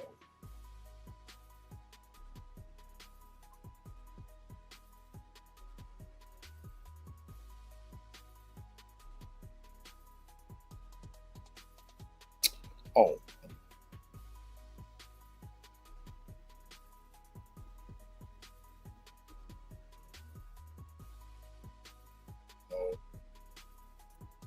Okay. All right. Hold up. Y'all. It's Coach Carl. What's up, Coach? Not much, man. How's it going? Man, I'm glad you and Coach Al coming on here because y'all saving the show. I've been trying to be a good host and everything, and some folks just won't let Piano Man be great this morning. What's up, Coach? Yeah, Piano Man, you always a great host, so don't say you still short, bro. Man, Coach Carl, what you see happening defensively? What's got to happen? What's got to happen? This week defensively, man, we're just gonna have to man up, be tough, and occupy all the gaps, and make sure that when it comes to running back can't get outside. So we got to force them to the inside, where the backers don't have to do all that side to side running. Backers gonna have to just learn how to come downhill and feed the gap. So if they can't feed the gap, then the safety should be able to come down there and feel the outlet themselves. So we just gotta force everything inside, and so the backers don't have to run that much, man. And if we can contain the outside and push them back inside, we should be all right. You know what? I was sharing with them last night, and I was also sharing with the chat yesterday. When you go and look at the stats on Wisconsin, now they played 2 games, and the quarterback has already been sacked 3 times. Yeah, I mean, already been sacked 3 times. So it kind of lets me know the line is suspect. No, you think about that, it kind of lets you know that the line is pretty decent because you've been sacked 3 times in 2 games. I mean, that's a blocking offensive line because, I mean, depends on the type of the edge rusher they ran against, man. You know, sometimes the edge will push the pockets. and then the D9 end up holding the quarterback inside the pocket too long, and then he'll get sacked. So you just got to go back and just watch the full contents of the game, because it could be a damn stellar offensive line, man. They only gave up 3 sacks in 2 games. It just depends on who they played. Now, if they played against less competition and gave up 3 sacks, you know, then you just look at who's the weak link on the offensive line and where the rush coming from. But other than that, I mean, that could be a pretty stacked line, man, because a lot of teams, man, have phenomenal edge rushers, man. Edge rush is like a premium everywhere outside of Alabama. Right. Let me see something. I'll tell you who they played. Coach. Good What's morning, up, Coach? Al. What's What's up up, with you? fellas? What's happening, man? I'm just in the lab. You know that. Mixing it all. Yeah, in the lab, man. Always trying to game plan for this week. Yeah, coach. Here we go. They played Coach Carr. Or they played Miami of Ohio Middle Tennessee and Middle Tennessee. Yeah. Okay. You know that And guy that was at Vanderbilt, Nova. the head coach. What's his name? What's the guy that was at Vanderbilt that while? He's a defensive minded kind of guy. Talking about Derek. Derek, yeah, he's the head coach at Middle. So you know, if he the head coach, so you know they got a stellar defense. So if they gave up 3 sacks to Derek, I mean, that's a good damn. That's gonna be a really good defense because Derek know how to coach. So Yeah, Luke Fickell is the coach. Now Luke Fickell is head coach. So let me see. Defensive coordinator. Offensive coordinator is Jeff Grimes, and defensive coordinator is Mike Tressel. Yeah, and Fickles can coach too. So, like, we're not too much worried about what they should be able to do offensively against our defense, because our defense is tailored for eyes on the quarterback type of play. So they play vision coverages. Vision coverage is good when you're playing against teams that don't have the same much speed as you do. But you're playing against a team with the exact same speed, exact same physicality you do, then the vision coverage is not all that good until you get inside the red zone. So our biggest thing is we're going to have to start playing more, either more zone scheme, zone man, or man over type of look, and then just get some pressure on the quarterback. We got to start pressuring the QB and blitzing inside the run game, because they do too much sitting back and waiting for me. I mean, damn, send some pressure, man. If you can't get there with your front 3 or your front 4, send the 5th guy, send the 6th guy. Let people know that, it ain't just Alabama you're playing. It ain't just Kane Ward laid back style of vision cover defense. You got K-Max mixture of I'll come at your head type of defense. You're going to have to send some pressure at some point. If you don't send pressure, you're going to have problems in the football. So know that you're coming. If they don't know you come, then you're going to just have problems in football. And you don't want to have problems with people thinking that you're damn too vanilla on defense, and then they keep coming at you. Yeah. Coach Al? Oh, yeah. I'm with Coach Carr. One thing about Luke Fickell team, they're going to be sound. They're not going to beat themselves. Okay. And really, they have nothing to lose coming into Tuscaloosa. Yeah. I mean, they coming in with no pressure on them at all. Okay. I think we match up with them well. I think we'll get a chance to see our secondary shine this week, simply because of the fact that they got some guys that can get open. They got some guys that once they get the ball in their hands, they're strong, they're fast. In fact, this one guy, he gave some fits last year. I forget his name. I think he wears number 9 or something like that. That kid can go, man. And he's the primary go-to receiver. So we lock him down, and I'm with Coach. One of the things that we don't see, we haven't seen so far with our backers, first-string guys, is them coming downhill and thumping. I didn't see enough of that to my satisfaction, even against this last game, even though the statistics show that we stuffed them pretty good. But if you look at the tape, if you look at the game film, and you look at the second-string guys, and when that ball is snapped, they're like they're shot out of a cannon going to them gaps, man. I mean, they coming straight downhill. Okay, they're not standing there trying to diagnose and read. Yeah, you got to read it, but you got to go. I'd like to see a little bit more of that from Agent Zero and our other linebacker. You know, I'd like to see them be a little bit more physical coming downhill. I would. Getting ready for SEC football. I know one of the guys being highlighted on offense is Benny Anthony. He's a senior. Matter of fact, they were talking about him now. Yeah, talking about, he's a receiver. He's a receiver. He's talking about Chris Brooks. Yeah, He's talking about Brooks, man. Now, he's good. He's talking about number 1, right? Chris Brooks Jr. they don't have him listed. I forget his name. I was watching their game a little bit yesterday, Coach Carl against Middle, and I just forget the guy's number, but I remember him from last year. He's a very athletic guy. He's got a strong body. He's about 6'2", 90. You know, you talking about number 1. The number 1 caught a bunch of balls on the last year, Chris Brooks. He's legit, man. I'm telling you, he's legit. Chris Brooks right now, 37 yards. But he's not fat. And I know these depth charts and stuff don't mean a lot all the time and everything, but right now they're focusing a lot. They're putting a lot of emphasis on Anthony. They got Vinny Anthony. I think that's his name. Yeah. A lot of emphasis on him. And but I guess you could just say, I'm just saying, like I said, I'm still standing by it. That containment has to be there, but that pressure on that quarterback, not just sitting back, just letting him just go all day. You got to make him think out, make him make some mistakes. And I want to see, like I told somebody yesterday, I want to see at least 3 sacks in this game. I want to see that pocket collapse like that.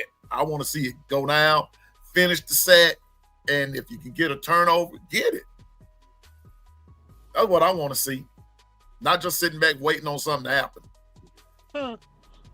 Yeah, this week, we're going to see how we're going to have any kind of carryover from last week. Okay, in terms of just guys just cutting it loose, man. Obviously, Wisconsin doesn't run a kind of scheme that has a lot of eye candy, that has a guy that's a true super dual threat at quarterback. They pretty much are going to zone you. They're going to run the G scheme stuff at you, and they're going to scheme that receiver open. They're going to scheme him open. Okay. My thing for us, like I mentioned earlier in the chat, Piano Man, was that even against ULM, I saw a little bit too much of a collapsing of the pocket when our quarterback was dropping the pass. I saw a little bit too much of an overset from Proctor, and the guy beat him inside, getting out over his toes and stuff. Just against ULM, and even their nose tackle, man, Brailsford, he played a really great game. He's a dog. They had a really good nose tackle. If you go back and watch the game, again, my concern is last year we were vulnerable to 5-man pressure. Every team that played us sent 5-man pressures because they knew somebody was going to win and come pre-runner on the quarterback. Ty has escapability, and I like the way he keeps his eyes downfield. But is it supposed to be a Joe Moore type offensive line? We got to play 5-on-5, 1-on-1, and win those without getting the quarterback pressure, without having to keep the back end for extra protection. All right, I want to see that. That's what I want to see against SEC competition. If we get that, then all the guys that y'all were talking about earlier about getting open, Latier and all those guys, yeah, they got a shot. But if we can't protect, guess what?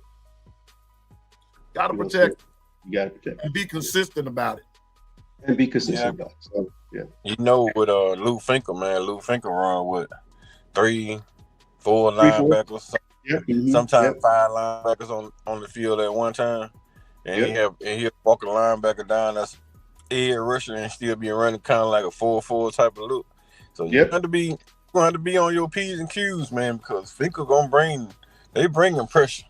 And then they bring in pressure. They're gonna have one big nose tackle one big tackle and two damn speed outside linebacker edge rusher type. So he gonna make sure that you can't really run up the middle on those two big guys. He wants you to bounce it. And once you start trying to bounce it outside, that's where the linebackers come in at, and they Big Ten is in linebackers, so you know they're bringing that thump. So you're not having the SEC Alabama small, fast, twitchy type linebackers. You're getting the big weaks, the big solid, thick linebackers that you see in Tennessee, Georgia, and LSU. That's what you're getting coming downhill at our little small running backs. Yeah, so it's gonna I agree. It's typical for the offensive line to get on the damn blocks and hold blocks, man. Because if they don't hold blocks wide, we're gonna throw a sense of linebacker tee off on some small running backs, man, and then you have to run down your heel basically the whole game. Because them guys get coming out here teeing off, and they coming with bad intentions. So it's Wisconsin. They want to prove that they can play with teams like Alabama. So they coming down here, man, with bad intentions. And then it's an early game, and the Big Ten used to play and the SEC's not. 11 o'clock start. That's something, man. Hey, Coach Carr, take note of this. Since you talked about that, a lot of that 3-4 pressure, and false pressures and bare looks and stuff like that. We playing a freshman, true freshman at tight end, or H, if you want to put him at H, Caleb Edwards. And I watched him. I think he's really going to be, if he gets on the field now, that means that he understands the playbook. However, if you look at him at point of contact against, stud defensive ends or wolf kind of guys, that the guys are grown man strength, he's getting tossed around right now at the point of contact. He cannot really sustain, and it's that to me that kind of hurts our run game. We got a guy that's a move guy or H that really can't. He might understand the playbook. He's got a big body, but he just doesn't have that grown man strength right now against the guys he's gonna be seeing in the SEC.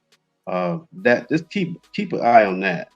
That might be somewhat critical to sustaining our running game if we're relying on him. I think he's short arming himself, man. When you playing defense, because he played defense too in high school, you long arming. So boom, you get on defense and you short arm, and then you're trying to press him off. So what he doing, he reaching and trying to pull guys into him instead of just go ahead and locking on to him and then twisting them. So get short, and then you start extending yourself outside where you're trying to turn the body. He reaching outside trying to grab him and pull him to him. So he trying to short arm instead of trying to press him. When he learned how to just go ahead, connect to him, and then press him so he can get his feet outside where you want to go try to set the edge, he gonna be better. But he can't just go out there and try to on the kid and then pull him in tight and then trying to turn him. You're gonna have to do all high that. School. Yeah, this ain't high school. This ain't high school. College. Yeah, right. Yeah. That's what I'm saying. That's exactly what I'm saying. Right. Don't you touch them, and your arms already extended. You trying to pull them to you. They swinging down. They coming across their hand. They trying to rip you out. They grabbing you underneath that shoulder pad, trying to snatch your face down in the dirt. I mean, you can't short arm. I mean, you can't long arm and try to snatch nobody in college football. They're big time college football. So you're gonna have to get them arms short. Then you're gonna have to turn your body, and then you're gonna have to press them to the gap. And you keep them in tight. Everything got to be tucked in tight. A lot of these young guys like to try to wide arm too. Want to get their hands outside their body and trying to thinking that the wider you are, the stronger you are. The stronger that's the weaker you are. That makes you weaker. When you close knit, everything tight. That's when you That's when you're strongest, because you don't have to worry about nobody ripping your shoulder out of place. Hey, I see what Moon Rocker was saying about what in the chat. Said I put that up there. Yeah. Me personally, I've heard that he said it. I haven't seen where he said that. I saw it. That means that you looking at that crap. That's what that means. That's what that's telling me. Why are you even looking at that crap? Yeah. Okay. You looking at, if you're gonna address that, you're gonna address something like that. Then why are you letting a guy from ULM speed rusher beat you across your face multiple times on Saturday? He ain't 40 and 50 years old. How about that? I know. I just say play your game, man. I mean, what fans got to say? They're gonna say it, but Yeah. but if what they're saying about your merits has some merit to it, then you got another problem on your hand, and you need to check yourself. Exactly. And, I see it. Yeah, I like Proc. I mean, I really like Proc a lot, man. And everything. I do. But you can't have mental lapses against a team like ULM. You need to be taking those kind of reps to dominate your box against a team like that, because you're still putting film on tape. You still put it out there for people to look at your vulnerability. Okay, that hey, okay, if you're gonna overset against a guy like this, because you feel like he got speed on you, what happens when you run against some guys from Georgia, them guys from LSU, they got down the field, the dude from South Carolina? Okay, they gonna convert speed to power. They gonna let you overset. They're gonna put you right back on your butt. Is what's gonna happen if you don't be working on your technique. So Yeah, get about a 40-year-old guy. Yeah. Yeah, the bigger thing about Caden Proctor, man, he just got to stop paying attention to the old guys talking. Because if the old guy talking and the old guy talking technique, you listen. If they just criticize you, then you don't listen. You just move on. Somebody telling you something about getting your feet right, getting your body square, technique, getting the right kick, staying in a straight line instead of trying to bend inside or bend outside. But they telling you stuff like that, you listen. They just criticize you. You don't pay no attention. You just move the hell on. Because all what Caden Proctor need is he need corrections. So he like you said, he waiting on somebody big and physical. He can handle them, but he can't handle the speed. And the reason why he can't handle the speed because he always overcompensating. You drop straight back in the line as an offensive tackle. You got a line, drop straight back into your line, and you wait for the speed rusher. That's how you play speed. You just drop back in your line, go straight back, and then you wait for the speed rush. If the guy not coming, you take one kick step, he come, you take another kick step once he start coming. You don't just keep kicking, or you don't just sit and wait for him to come. You gotta take the step and be freed up on your back foot, waiting on him to come engage you. Because a lot of time with speed rushers, they want to make sure that you overcompensate. So if you kick outside, they gonna wrap and go inside. And you kick inside, then they gonna wrap and go outside. If you go straight back and wait on him to come, they can't beat you because you bigger and stronger than them. And so they're trying to set you up. They'll go out to a wide 9 look and then make you jump outside to the 9. No, you don't jump outside to the 9. You take 2 kick steps. If he in the wide 9, you take 2 kick steps and you wait on his ass to get there. Yep. If he go wide, you take 3 kick steps and you wait on his ass to get there. A lot of time they just bossing outside to make you overcompensate. You step 2 steps outside, you just gave a whole goddamn free lane to a pass rusher that come inside of you. Yep. And you step inside trying to compensate for the little circle that offensive line uses to build. They build a little circle. You step inside that circle, they're going to go around the corner and they're going to beat you around the corner. That's the only problem that offensive linemen do. I watched offensive linemen for years, man. You take a false step, you beat as an offensive tackle. You beat. If you take a false step inside as an offensive guard, your core gets killed. As to what talking about Lord. They line up in three ticks. These guys take that step outside trying to overcompensate them guys, wrap them, come right back inside, and they killing to it down there in Miami. You don't take full step. If you down blocking, you take the step down and then you crash down blocking. If you playing zone blocking, you go straight back. If you man on man blocking, you go straight back. You gap blocking, then you blocking inside the gap. Everything you do, man, you just do it according to the way the play is designed to run, and the offensive line gonna block. A lot of time, offensive linemen are not physical. You know, they big, they can't get the hands on you fast enough. Defensive linemen start realizing that. So then you have to change your blocking scheme. So you see a guy getting beat, change your blocking scheme. That's what the problem with offense, right? A lot of offensive line coaches won't compensate for the blocking scheme because they seeing defensive linemen whooping our asses all the time. You change up your blocking scheme. They're gonna keep rolling with the same blocker scheme because they figure their guy gonna win the battle eventually. Sometimes that guy just not gonna win a battle. You got the damn Quentin Williams of the world. You got the Jalen Carters of the world. Sometimes you just not gonna win that battle. You might have to double team that guy. You might have to damn run outside of that guy. You might have to damn try to force that guy, double team him and force him into an outside the gap, and then run straight up behind his gap. You don't know how to run game, man. Offensive design, Coach Al tell you, you had the right offensive game plan on a defensive tackle or a defensive end, you can beat that team all day, every day. That's right. That's You right. just got That's right. you got the game plan, the defensive tackles and defensive ends, whichever way you want to run it. If you game plan the D tackles and D end, you can whoop a team all day, every day, because the linebackers most linebackers don't like running side to side, and they don't like when guards pulling and coming up the gut on them. So they're trying to dodge. They don't spill it. They're trying to dodge the contact and try to get around and make a tackle. And once you get linebacker to dodging, it's a long night. That's Alabama. You see how they were dodging Florida State, right? You know, some coach. I'm just thinking about now, just saying it. I know it's Big Ten Tuesday, and I'm just thinking about what Fickell, what he's going to be running up front, because our team. I think that you're trying to see it now with Brailsford getting out and guys pulling. We kind of getting back to that pin and pull thing. We were seeing that more of a grub this year, and I'm wondering what they want to be doing up front with their games.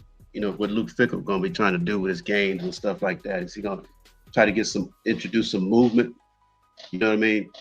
With his guys, because to try to take that away, and then whether we're going to come back with, a zone scheme against that, or maybe duo kind of stuff that we want to try to do to neutralize that game. It's going to be very interesting to see what he wants to do up front. But I personally want to see Grubb stick with the run a little bit more this week. He got away from it at Florida State. He admitted as much.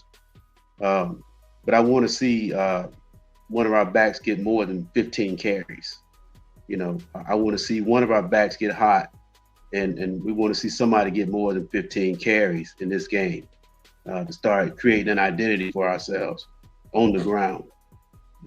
Wisconsin is a perfect team to do that, to get those kind of reps in. I'm just curious to see what he's going to do with movement up front and how we're going to counteract that in the run game, not just necessarily because they're moving up front, confusing our blocking schemes. We're going to give up on it and start throwing the ball. I want to see that. Can we coach it up and say, okay, yeah, if you want to be a movement team, then we'll zone you. If you want to be a gap team, then we'll pin and pull you to death. We're gonna do some of those things that's in the run game, and with a back that's gonna press the hole, we're gonna get to the hole and hit it. That's right. What makes Jam really good. Jam's explosive, and he gonna get to the hole, man. Okay, you don't have to be open that long. He gonna and also he's seeing the flow for the second level too, to know how to play off the blocks up front. That's where an experienced back comes in, and knows how to really run off his scheme up front. He knows what scheme we're running versus what they're doing. That's the other piece that a lot of people don't get. The back has to be experienced to know what he's seeing and how it's going to develop in front of him, not to be sitting back there waiting. One thing I was going to bring up too when you were talking about the running game, and I'm going to go back to another game we were talking about earlier, Michigan and Oklahoma. Yeah. Justice Haynes ran 19 times for 125 yards on an Oklahoma defense, and that's where that consistency comes in. Just stick with your running back. I mean, you're not going to bust it every time, but right. But at least you got to run. At least you need to run that one somebody. Now, who will that one somebody be? That's going to be from an offensive perspective. Who will that one somebody be? Because you're deep back there, but you got to establish that. In my opinion, you got to establish that, and don't abandon that run so easy, because sooner or later you'll soften that D-line up. You'll soften them up as long as you keep running. But if you just run here, run there, and then pass, you're going to have some issues. True that. I think that, one of the things going back to the Oklahoma-Michigan game, watching Haynes, he popped one for about 50 yards. And guess what? He didn't get caught from behind. A lot of people were saying that, he was a little slow and things like that. I think some of that comes from, the blocking scheme up front, what you're seeing and knowing how to anticipate your cutbacks and, seeing where you want to get, it slows you up some. And we just weren't blocking well enough last year. So yeah, the running back's going to look a little slow. But if he's getting those reps in practice and they running it, he played a lot faster because he was more sure of what he was seeing instinctively as a running back. Okay. And once he gets a crease, I watched him in high school while I was coaching over there. Well, he was over there where I was. And I never saw him get caught. I knew him before he came to Tuscaloosa, okay? I'd never seen him get caught. He looked more like the guy I saw in high school against Oklahoma. And Right. you saw that spat they had on the sideline? Did you see that spat they had? That was him in high school. He wanted that ball. He was a dog. Man, give me the ball. They can't, because he ran one play, man, and the guy tried to come up on him. He drilled that defensive back. And he's shaking his head like, man, these guys can't tackle me. I know the kid. And he was feeling himself right. I knew right there he was going to be hot that day. Okay. And that's what I want to see from our running game. Give it to the guy who's hot, and let him get in a flow. Okay. So I got the flow of the game. I got the speed of the game. I know I can see it. My vision's there. I know my cuts ought to be. I know, that's running back. Not running guy 2 times. He sits 5, 6 snaps. Running 2 times. He sits 10 and 7 snaps. No. Keep him in the game. let him work up a ladder. Let him get hit. Let him start feeling it, man. Anyway, that's what I want to see Saturday. Yeah. And I'm gonna say this right quick to both of y'all. When we talking about Caden Proctor, and doing all that yapping, that's coming from a man who has yet to complete a spring training at Alabama. That's coming from a man who stays hurt half the time. You got to focus on yourself. You got to focus on you getting better, because by the same token, you got Wilkin Formby on the other side struggling too. The tackles are actually struggling. And I was just going to ask y'all, what do you do? What does Bama need to do? Yeah, I'll let Coach Carr talk on that. He's an offensive lineman. At offensive tackle, woo. They just need to teach them fundamental, man. That's all I can say, man. I don't know what coach doing down there at Alabama, but I think he just need to get back to the basics. Stop trying to get a little too extra, man. Like, I think they're doing too much overcompensating at tackle. Formsby is an excellent blocker. He just small down low. So when Formsby back, once he get back on his back foot, he gonna have to squat a little, lean forward a little, so he don't get overcompensated with power. And then they need to practice more on their bend. Like, when you start seeing NFL offensive linemen, offensive tackle, they be able to bend a lot. And people don't understand when I say about bending. That's mean when you contact and the defensive end stretch his arm all the way out, he bending you backwards. As long as you can bend and step while he pushing you, bend backwards, and then you be able to step left, step right, and step backwards without being tossed or without hitting the ground, without him bending you straight over backwards and pushing you down. That's when you're talking about a bend. The best offensive linemen in football, they agile and they able to bend. If you can bend and move at the same time while still holding on to your block, and then he'll both of those guys be a first round draft picks in the top 10. That's right. The biggest problem is Caden Proctor had the size. He don't have the speed and the footwork, and he don't have the bend. Wilkin Formby had the bend, but he don't have the power and the size down low. So he can move, but he can't. He just don't know how to. He just know how to hold a little weight. If he squat a little bit and put a little more pressure on his hips and his thighs, where all his power comes from, he'll be able to handle himself on the edge. And then if he move a little bit faster, like if you get a Dell Stewart line up on top of you, instead of taking your normal kick step. Go ahead and get a little wild stance so you're already be there, and then you can shorten your kick. So now you don't have to worry about trying to get a wide jump. You try to compensate for the speed to get a little wilder, stance. And then once you kick, you get a shorter kick, and then you already be back. So that's one of the things they can do. And the other thing they can do, man, to just speed up the process in their mind. You know when the snap coming. You know you're going to have to gauge the first couple of plays. You got to gauge the power and gauge the speed of the defense in and rushing against you. Once you gauge this power and gauge this speed, then you use that brain that you got in college, right? That mind that they teach you inside the classroom. You use that mind, and then you start figuring out, okay, he's stronger than me, so let me squat a little bit so I can use my legs instead of trying to use my upper body strength. Oh, he's not stronger than me, he's just a little bit faster, so let me get out of my stance a little bit faster. Let me get a little higher in my stance so I don't have to worry about coming and then dropping back. And try to shorten all the rotation down, get a little higher. If he way stronger than you, then you want to get a little lower. So once you come up, now you're coming up engaging, understand the defense and straight up. So it's just a little subtle thing that they have to do in order to then make those little small adjustments, man. But if they make the little small adjustments and small little tweaks, they're gonna be fine. We looked good when Roberts come back. We look good with Cam Dewberry and Parker Brailsford.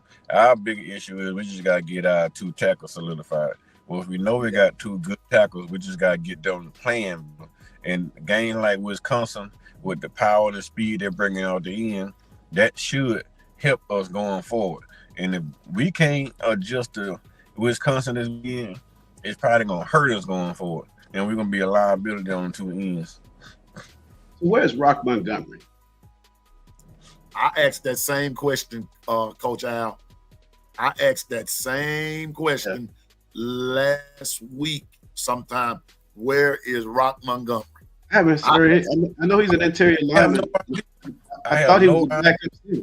I thought he was a backup center, but Ionata, he played backup center Saturday. He backed up Brailsford. And Rock, I never saw Rock on the field. Rock Montgomery, to me, I would have put Rock Montgomery at that left guard, and then I would try Cam Dewberry at the right tackle. Because Cam Dewberry already played inside and outside at Texas A&M. I would have tried them all summer at that right tackle or left tackle, either one. And if Caden Proctor couldn't handle himself on the speed rush on the outside, I would have moved Caden Proctor to the other side. And then try to find me another left tackle that can bend and move a little faster. But I don't know, man. He gonna be a right tackle in the NFL, so I would have moved him to the right side because the right tackle. Well, he gonna be a front side tackle in the NFL because he's big and can't move that. So the quarterback gonna want to see him on the front side instead of on his blind side. You need a agile type of tackle on the blind side. So you want to be on the back side of a quarterback, you need to be able to move. You got to be able to move. You can't move, you're going to get him killed. Yep. And, you see JC dropped a ton of weight, man. When he got up there, he realized he was too heavy. Mm-hmm. JC Lake, JC probably playing at about 335 right now. When he was at Bama, he was probably about 365. 360. Yeah. He dropped down. He realized that, hey, at this level, I got to be able to move. And everything good, valid points. I noticed exactly what you were saying, Coach Carl, about looking forward to being light down in the bottom. When Nick Saban first started recruiting tackles, right, he got Andre Caldwell. Big, fast, powerful. Started him as a freshman, he got beat a lot. He dropped 30 pounds and became an All-American. Yep. All-American. Yep. First round draft pick. Ain't get beat at all his sophomore or junior year. Didn't give up no sacks. We went out and got Evan Neal. Evan Neal, huge monster. Put him on the right side. He got big. He got a little bit smaller. Got stronger. Got a little bit faster. Got drafted as a right tackle. Making millions in the NFL right now because once he got in the field, he got smaller. got smaller, got faster, you still got strong. So I mean, even though you're losing weight, you don't lose strength. You keep working out, you keep getting stronger. You're not just losing weight just to be weaker. You're losing weight to get stronger and faster. So you can't just go down on the strength and conditioning program. And that's another thing I've been saying too. It's starting to be real evident that our strength and conditioning is not on the par of a lot of strength and conditioning in college football. You going there? You going there? You need to quit. We've had this conversation. Yeah, you just feel like, man, we played against an inferior opponent, right? And they still were pushing the pile against us. So I mean, it's a lot of teams out there, man. And we played team the inferior, and they stopped the run. Like, boom, they were hacking us for damn 2 and 3 yard losses at some plays, man.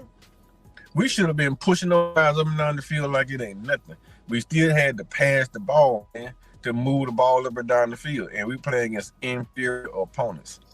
See, you touching on something right now, and this is what we were talking about. You know, this is ULM, and the stats look like, hey, they didn't do much offensively against us. Go look at the tape and see how, you know, offensively, you know, now I'm gonna tell you what I saw, Coach Carl. That's what I saw. That Grubb, he kind of saw something too. He put William Sanders in, you know, who I really like a lot. He's tailor-made for our offense. So he's tailor-made for the kids. He's agile and he's super strong, man. I think where he probably is trying to learn right now, his craft is in the pass pro. But as a run blocker, as a move kind of guy, okay, Grubb add a little nuance. I think we'll see that a little bit more. He's kind of taking the place of Robbie Oots right now, you know, in our offense as that move guy to add that. Basically, Oots was a 6th defensive lineman, the 6th offensive lineman.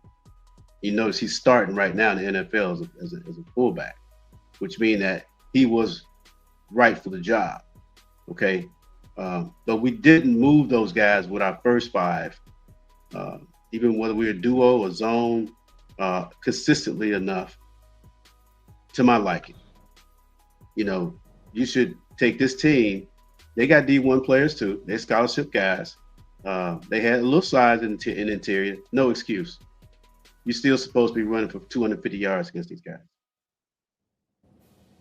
Period. End of story. No excuses. No excuses.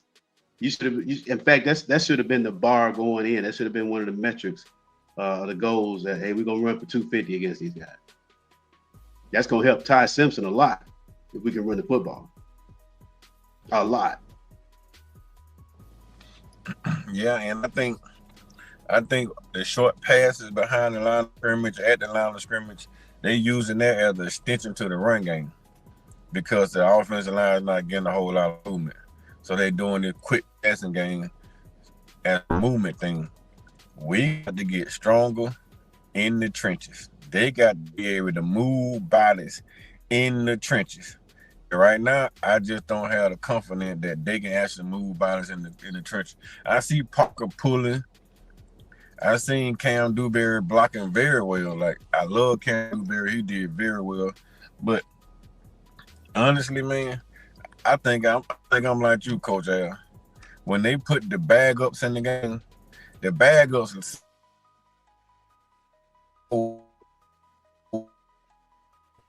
aggressive. Yep. Than the starters. Yep. Moving piles. And they move power very well. That's why you got all those long outbreaks when those big runs with the second team offense. Right. Then they were with the first team because the second team offense were playing like they were trying to prove a point that we deserve to be on the field too. And then they moved power a lot. You can see Carroll come around there. I seen Carroll ran downfield like 15 yards. Man, that dude, man. Yeah, Mike Carroll, I like him a lot. 15 downfield blocking. Yeah, I didn't see that. One starter downfield. One starter 5 yard downfield blocking. Once they got past the damn offensive line, the offensive line was standing up. Everybody else offensive line build powers and push you forward. Our offensive line standing up watching. somebody got to say, go push the power before they all start running trying to push the power. That should be routine. Yeah. Yep. But we'll see. We'll see Saturday. We're gonna definitely see Saturday. You know, because Wisconsin, they built for this kind of power game. You know that they always have been. And Luke Fickell is a great coach. His team is going to be prepared. Okay, and they're going to be able to sustain it a little bit longer than ULM was. You know, those teams can play you good for a quarter. Okay, but after a while, they just can't sustain it for a quarter. Right. And we'll see Saturday. Now, I'm like this, Coach. I'm never underestimating an opponent. I don't care how bad they are. If they're bad, I'm going to make you look worse. Okay, that's the way I look at it. I don't care. We're going to play football. It's a faceless opponent. I don't care who you are. I don't care if you rank number 1 or you rank number 135. I'm going to treat you the same way with this day. Sorry. Yeah. The way I was saying the same thing, Coach Allen, Coach Carr, yesterday. Saturday, we're going to see. We're going to see. And I think you said too, Coach Al, not only are we going to see, we're going to see exactly what we're made of from a superior sort of way, because like you said, Wisconsin's going to bring it. And as y'all were talking, the one thing that ran through my mind this year versus last year is going to be quarterback play. Milroe was a game changer with his, especially from running the football. So Wisconsin didn't have anybody that could match him speed for speed. So he got past, and then he also threw the ball pretty well. Well, this year, the dynamics of all of that's changed. So it's going to be a little bit different this time. Yeah. You know, one thing they did, I watched with the play caller for us, is that they changed the launch point. You know, we was talking all last year, why aren't we changing the launch point? Why aren't we getting this guy on the edge to pressure the defenses with that? And I'm glad to see the play caller this year that we have is doing some of that to compensate for some of the weaknesses in the O-line protection scheme. You know, Ty has a lot of mobility, and I think a lot more than people realize. I don't think we've seen our whole book yet. I don't think we've seen a whole bag of tricks yet with him as a runner of the football. They're going to do that with him because you got to play that 1+ offense against people, because that, you see what hurt us is that 1+ kind of team got to run. When I say 1+, I mean that's a quarterback that has to be accounted for. That's another gap you got to protect with a guy that has that true run threat ability. In other words, play calls for the quarterback. You know what I mean? It means you play 11 on 11, not 11 on 10. And I think Grubman sees that in Ty. He could do that. So it won't be like you got a stiff back there. You don't. Ty has some mobility. He has some wheels, man. So if we could run the ball, I think you got a big year ahead of him. He can stay healthy. I think. Yeah. I like it. I like him a lot. And it's going, like I said, this week is going to be a whole heck of a lot different than last week. We're gonna see if we are showing up legit to play against a better team than we did last week. And far as that Florida State game go, you have to see how they fare going on down the road. That's what's going to tell the tale with them. But as far as last week, we were going to do that regardless. That was going to happen regardless. So that's right. Yeah. That was going to happen. But this week, whole total different element than number 2. As far as our defense goes, let me see. Let me get Coach Carl back.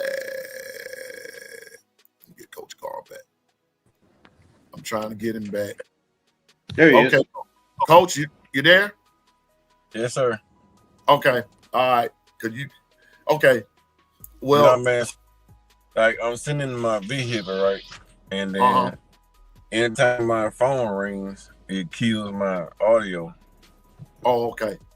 So I can't block the service, because if I block the service, it's gonna kill my internet service too. So right. I got one day, right? I'm gonna use my work phone as a hotspot, and then I turn off my I'm gonna start turning on my cell phone service so they can't call me. Yeah. But what I was going to say right before I got back on, Coach Carl, one thing from our defensive perspective, I'm not sure if Edwards is going to play or not, because he got hurt in that first game, and so it's been the backup that's been playing. And I know sometimes that makes a difference, but then again, it shouldn't make a difference. Who's back there? You still have to play the game. So I'm still looking for that defensive dominance to come from us. I'm still waiting on that, especially in that D line. But what bothers me is still coming with that D line, and there's still those gaps that are still open. And then when they don't finish the sack, yonder the quarterback goes. That's my problem with it all. There's no finisher. There's no finisher. Yeah. With Tim Keenan coming back, I think it's going to change the dynamic for the defense because the guys that are getting the snaps now, they won't be getting that many snaps. I figure TK, he'll probably be playing about 30, 35 snaps a game. So that means that they can keep him fresher at the end of the game when we really need a first down run stuffer, that kind of thing.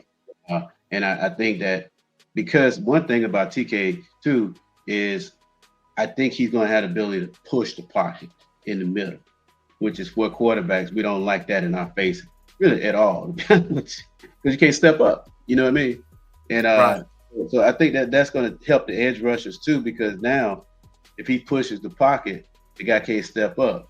So he's got to either escape out to the right or he got to escape out to the left. So that should help our pass rush some, So the dynamic changes when you got a guy like Tim Keenan III in the middle. Now, one other guy that flashed on the film for me, this is his first year here, Steve Mbamua, that guy. Yeah. Did you see him on the field, man? That guy moves at a different speed. Okay, maybe he was playing against their backups, but that young man moves at a different speed. He's a big guy, but he was retracing, man, and all of that stuff. And if the players run on the sideline, he's over there on the pile. Right. This is a nose guard. And they run around like that. That's impressive athletically, man, for a man that big to be doing that. Keep an eye on him. Yeah, I'm just excited about this week's game. Coach Carl, Coach Al, just trying to. I just want to see if the momentum will carry over from one week to the next. Are we be able? And that's why here I do words of the week. The word of the week for us over here is consistency. Will we be consistent in what we're doing? Play it from play to play. Now I know that and I saw some of these predictions and this, that, and the third totally unrealistic. Because I told them every game is not going to be a 73-0 game. Get that out your brain, Because even in this game, Coach Carl, the over and the under, I'm just talking to these bettors now, but even in this Alabama-Wisconsin game, the over and the under is 48. It ain't going to happen. I'm going to tell you something why it's 48, right? Because Bama scored 73 points. Nick Saban never scored that many points for a reason, because he don't want the fans getting too optimistic about putting up points, right? He don't want people to go out here and throwing out, Alabama got the best offense ever. You don't want to do that. You don't want to have the offense going out here and thinking that they're supposed to score 50 points, and then you don't react to it. You won't score 40 points. You probably won't score 2 points. I mean, we just saw one of those games, right? You go in there with expectation that you're supposed to score 40, 50 points a game, and you score 15 points. The realistic expectation is what? You go out here, you play possession by possession, and you get as many points per possession as you can. To save some time for your defense, to save some energy for your defense, so your defense be able to play faster, play physical. All you want to do is move the ball, soak up some time, score some points. If you can have more time possession and more points at the end of the game than the opponent, you win. That's all it's about. Scoring the most points. You don't have to go out here and score 73 points to win. If you got 73 points every week to win, then you need to get. We need a whole new fucking defensive staff. Screw my friend. You know? We need a whole new defensive damn backfield, defensive team. We need to take our whole defensive team and skip them off and bring in a whole new side defense. Right? If you got to score 73 points every week to win, get rid of the defense and get a whole and put the offense on defense, put the defense on offense. You got to do something different, right? But no, realistically, man, we should not have to score no more than 28 points a game. And our defense should be able to hold teams under 28 points a game. We should be able to win football games by playing 28 and below. And if we score more than 28 points, that's fine and dandy. But we should be gearing our team around trying to score 28 points maximum, and we're trying to make sure our opponent don't score 28 points. So we playing 28 and below. That's how Alabama team should be mentally focusing on 28 and below. If you go past 28, that's great. You go on the 28, you should be upset with yourself. That means we're not executing like we should. And most time, man, you're gonna push the pile a long time. You're gonna kick a field goal. Sometimes you may have a long drive and you punt inside the 30-yard line. You get to the 40-yard line, you can't go no further. You punt it, getting inside the 5-yard line, and play defense. That's football. You're not gonna overpower everybody you play.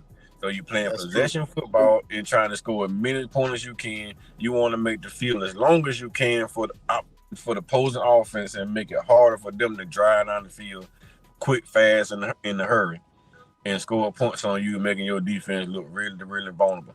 That's all football's about. I mean, it's a time game and it's a damn possession game.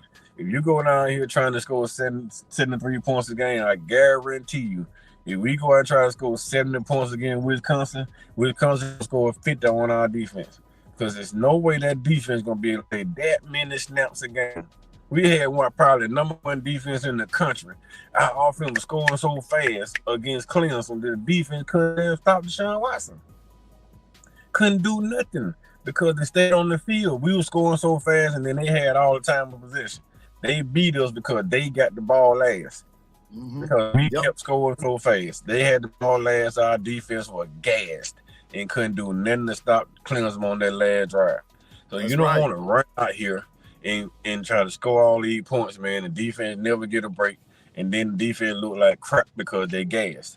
Reason why our defense looked so good last year, and be honest with you, because Miro ran the ball a lot. He ran the ball a lot. He got short yard here, short yard there, then first down, back to back to back to back. And the defense didn't have to play that many snaps. And then defense started looking extremely well. But when we couldn't move the ball at all, defense started getting tired out, especially D-line, because they were subbing a whole lot of DB. But D-line and linebackers started getting tired out. They didn't want to keep taking those shots coming down here. Those guards keep pulling and coming at you consistently. They start bagging up. When they started bagging up, people kept coming. Georgia didn't change their game plan. Georgia just kept coming because Bama was thinking that they were going to score 40 more damn points. And Georgia, the same offense, and kept coming, and defense started bagging up.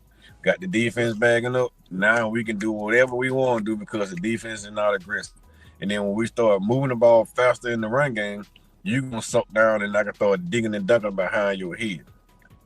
It's all about time of possession. It's all about managing the game. And a lot of folk kill you about quarterbacks being game managers, but give me a game manager over a playmaker. I mean, I love Patrick Mahomes, but give me Jalen Hurts because I know he's going to work this clock professionally, and he's going to give my defense time to rest. And if we score points, it's fantastic. And if we don't, we punt, I guarantee you my defense on the sideline at least 7 minutes. Getting water, getting that AC blowing their neck, cooling off, getting coached up. And when they come back out here, they're ready to play. They are ready to play. So that's the biggest thing to me, man. Just time of possession, man. Move all subtle, run the damn ball. If you can't run the ball, the quick passing game is as a extension of the run game. Move the ball slowly. You can hit the home runs every now and then when they're available, but we don't jump Yeah. out trying to keep go home run balling, because you home run balling, that means the defense is not on the field. I mean, defense not gonna have no time to get a rest, because you home run balling and none of the completion, man, they ain't gonna be on the sideline but what, a minute at the most, and then they back on the field again by third quarter. I don't give a damn how many you rotate. The old legs get tight, man. That's Yep. You talk 60-minute football game, which is a 3-hour game in real time. The old legs gonna get tight. The back gonna get tight. Yes, Them sir. calf muscles get tight. Somebody not gonna be able to come off that block. That if don't that bear gonna hop you. I'm just saying now. It's gonna hop you. That bear gonna hop you. If you look Bear at gonna hop you. if you look at some of the elements that we're starting to see emerge for Alabama to keep the chains moving, is that one, we know when Jam comes back, he's a versatile player out of the backfield. But guess who's emerged as a similar kind of guy? Kevin Riley. Yeah. He's emerged as a similar kind of player. We're starting to see some chemistry with Josh Cuevas with the quarterback. We're seeing some chemistry with Jeremy Bernard, right? So that's 3 options you got right there, to keep it. Not to mention Ty himself has some mobility.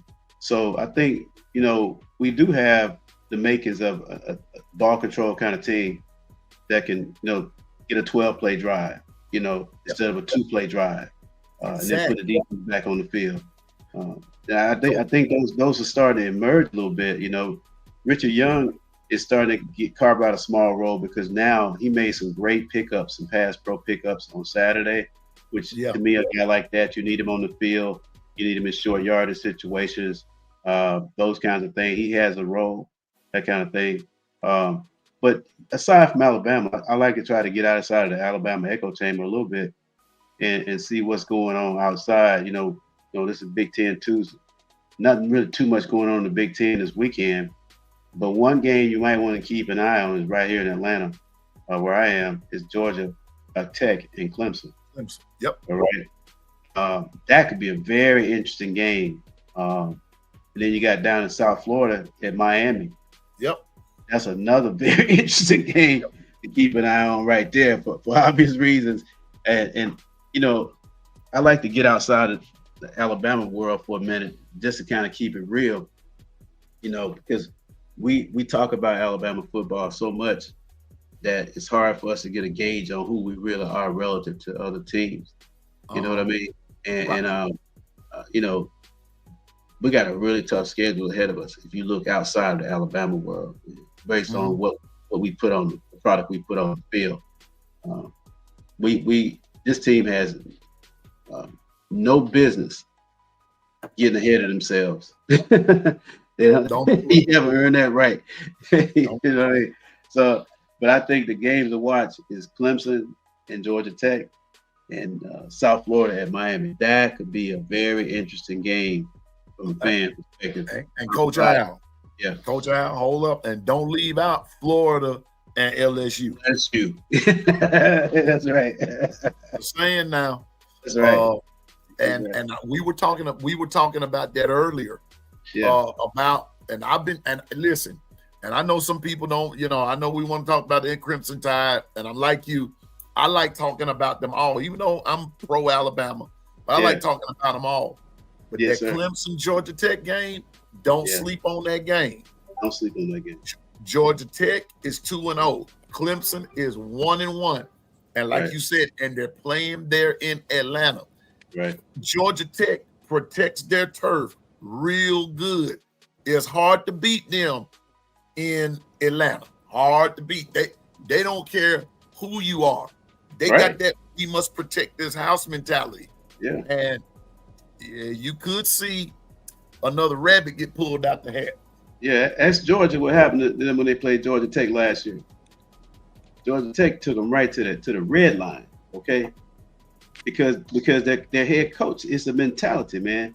He's a hard-nosed, no-nonsense kind of guy. He ain't flashy. He want to mash your face in it every time he gets a chance. And his team plays that way, man. And that guy down in South Florida, that head coach down there, I like his attitude. He got some swag on him too. His whole team plays like that. And they play that 1+ game. If Miami is not careful, man, they tell you what, Miami better outscore them. Because if USF get on top and start running that 1+ offense that they like to run, that quarterback, you don't see the ball back.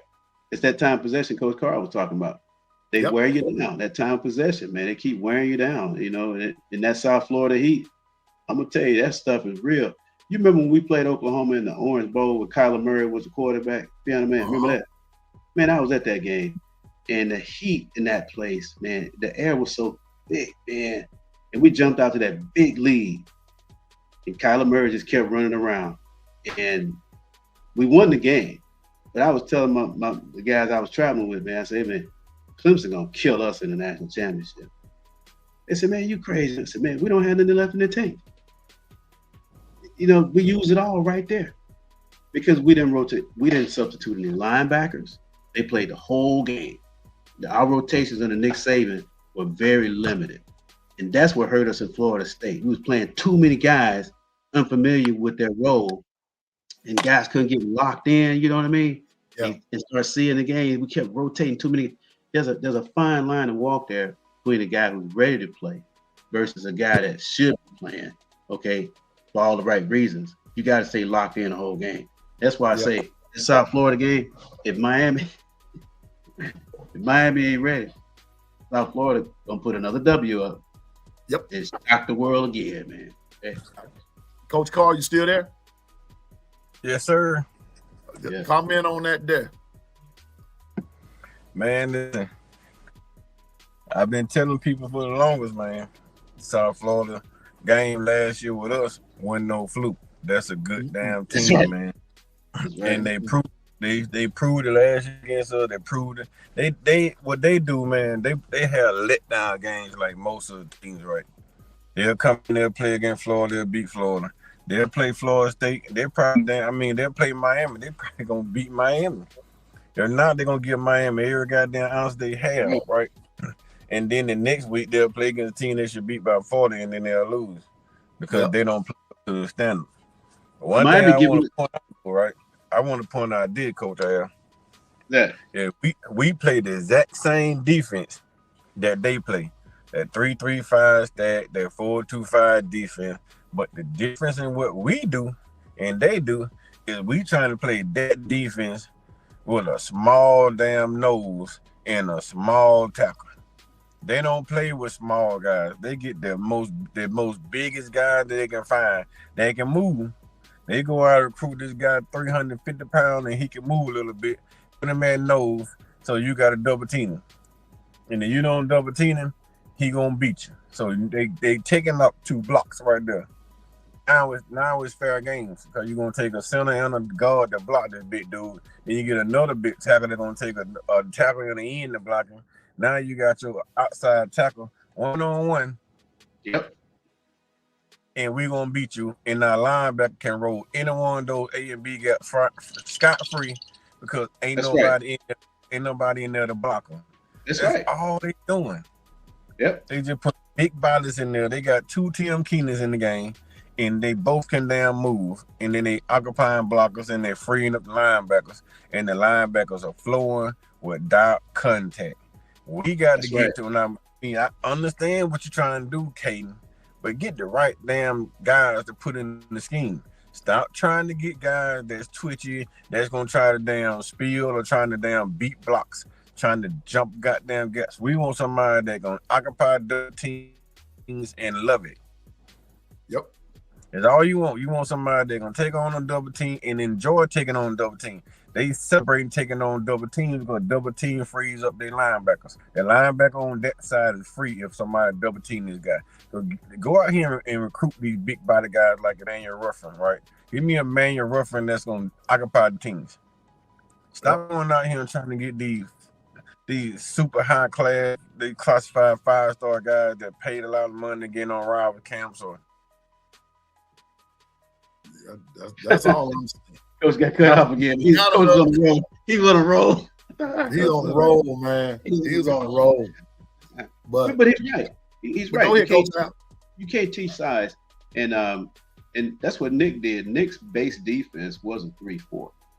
People don't realize that his base defense was a 3-4, and his 5 techniques were big guys that they were gonna hold point. They were a 2-gap kind of player, so you had 3 guys up front playing 2-gap. You know what I mean? You had 3 guys playing 2-gap. So what that means is that you can't release a guard up on a linebacker all the time. You can't do it, okay? Because now we got 1 guy eating up 2 blocks. We got 3 guys eating up 2 blocks. So that means our linebacker is going to be coming down here the whole time. But like I said, it depends on what Kane's doing, what he's trying to do. This is the SEC, and size does matter in the SEC.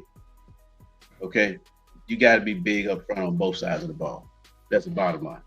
Okay, in the SEC, because look here, one thing I do know is this: is that in the SEC, you're gonna have to be able to stop the run. Period. I don't care what kind of offense they're running. You got to be able to stop the run at home, and more importantly, on the road. Right. And that's what our defense hasn't shown this year, that they can hold up on the road. On the road. And We even still have last- those even last year, we could Yeah. hold up on the road. Yeah. on the road. Yeah. On the road, or even a neutral site, and that's still on the road. Right. Either way it Yeah. go, it's still on the road, even at a neutral site. You Look at- can't win away from look Brian at- Denny, and that's Hey, not P- cool. Look at Michigan and Oklahoma game, right? Uh-huh. Oklahoma stopped the run for the most part until Justin broke that big run. Michigan stopped the run totally, but the only thing they couldn't stop was the quarterback with the scrambling ability. But they stopped. Oklahoma didn't have a run game, but John Mateer. That's it. Michigan didn't You're have right. a run, but one big breakout run. You're right. Those two teams with the big physical guys in the middle stopped the run and made the opposite opponent passing teams. John Mateer in Oklahoma was a little bit better in the passing game because he had the ability to do everything off the scramble. Yeah. Michigan couldn't pass the ball well because they couldn't run the ball well, and the guy was, even though you're an $10 million quarterback, couldn't really hit open receivers because he was pressing on it, right? Right. He couldn't scramble in the pocket because they had all the edges blocked, and you can't step up in the pocket because they had those 2 big guys in the middle. Right. Bama's trying to run the exact same defense, but they running it to smaller guys. You can't run small guys on the interior because once you get washed out, all you doing is, man, they wash you out. You open up holes, man, the size of the interstate, and running back just driving through it. You can't open up gaping holes like that. You give a running back. I don't give a damn, man. If you go get a 1A running back in Alabama, you get a 1A running back and put him behind Alabama line, and you give that guy open holes, he gonna run for 200 yards. Yep. And he don't have to be fast. He can be small, skinny, and he just get up the hole. He gonna get 200 yards. But if you get this 5-star guy coming out of Thompson, and he a big physical back, and he has no holes, like you got Justin Hayes right last year. No holes available. He can't run up the gut. He can't bounce it outside because you can't push the pocket. That's why they were so frustrated. You got Richard Young. He actually was the number 1 running back coming out of high school we had last year. But you got Richard Young. He can't bounce it outside. You got Jan Miller. Jan Miller can't go inside, so everything he's doing, he's trying to bounce it outside. We have nobody that could Trying to on bounce it offense, outside. on defense. And that's what Bama, we have no interior guys that can hold the damn line. They can occupy the damn line. We can't push nobody back 3 yards in that field. And we can't push nobody 3 yards upfield. So we meeting at the line of scrimmage. We having dates. We having rendezvous at the line of scrimmage. I don't want to date. Like, I'm not trying to date you, bro. I want to push your ass in the backfield and cause a pile, or I want to push your ass 5 yards down the field and cause another pile. All this damn standing in the whole round dancing, man, that we did that round dance in the 90s, right? That's our era. This era here is not about round dance. This era here about damn moving piles. That's it. We round dancing in the 90s. Yeah, we got to dig them guys out, man. But fellas, I'm gonna have to bounce. Hey, man, thanks for inviting me on, man. I appreciate you, man. Appreciate you, Coach Carl. Yes, sir. Yeah, appreciate always good to see y'all, man. Yeah, and it was good to talk to you this weekend too. Yeah, man, this weekend. Yes, sir. It was good talking to you, Coach Al. Coach Carl, always glad to see you come by and everything. I got some music I got to go work on and go see about another car and all that kind of stuff. So, but I had to chop it up with y'all for a little while. Yeah, thanks for inviting me on. Y'all stayed the show this morning because the crowd over here was bad earlier. They blamed me. They were Coach, bad. Hey, piano man, Coach Al might have saved the show, but I'm just a local. Oh man, get out of here! Get out of here! I don't even want to talk to you, man. Coach Al, greatness, man. Coach Al is greatness. Man, Coach Al, man. Coach Al teach you a lot about offense. Oh yeah. All right. Okay, I gotta go. All right, y'all. But I appreciate y'all, Coach Carr, Coach Al. I'll see y'all in the as they say in the funny paper. In the long run, we'll see. In the long run. I'll see you in the long run. All right, y'all. In the long run. My bro. All right, thank y'all. Roll Tide. Yeah. All right. That's the legends, y'all. And so I'm about to do like them. Got to go get some things done. And everything. You know, I haven't told you all. But you know, I've been without a vehicle because my transmission went out. So I'm waiting on some things to happen so I can get another one. So I got going to check on that this morning. I got some music to go work on and all that kind of stuff. So y'all keep Piano Man in your thoughts and in your prayers. But anyway, that's been our show for today. Been a good one. Even though y'all were bad at the beginning of the show, toward the kind of that quarter mark there. But we writing it, you know, with the coaches coming on and helping me out and everything. But some of y'all was bad, and I'm gonna give y'all a notice about it, particularly JB and a couple of them with the governor there, you know, and even the producer got in on it, all that kind of stuff. But yes, they you know, they you know. Coach Carl, Coach Al, that's where I get a lot of information from, and just, you know, things that I remember as a player, those things that I remember, and I just see some things just a little bit differently than some of our present coaches there at you know, but let them do their thing, and we're gonna see but I'm telling you now, we're going to see Saturday what we are made up, what we're made of against a strong physical opponent. We're really going to see, and that's going to determine if we're back or not. So anyway, y'all, that's the show for today. Don't forget that Bobby comes on at 2.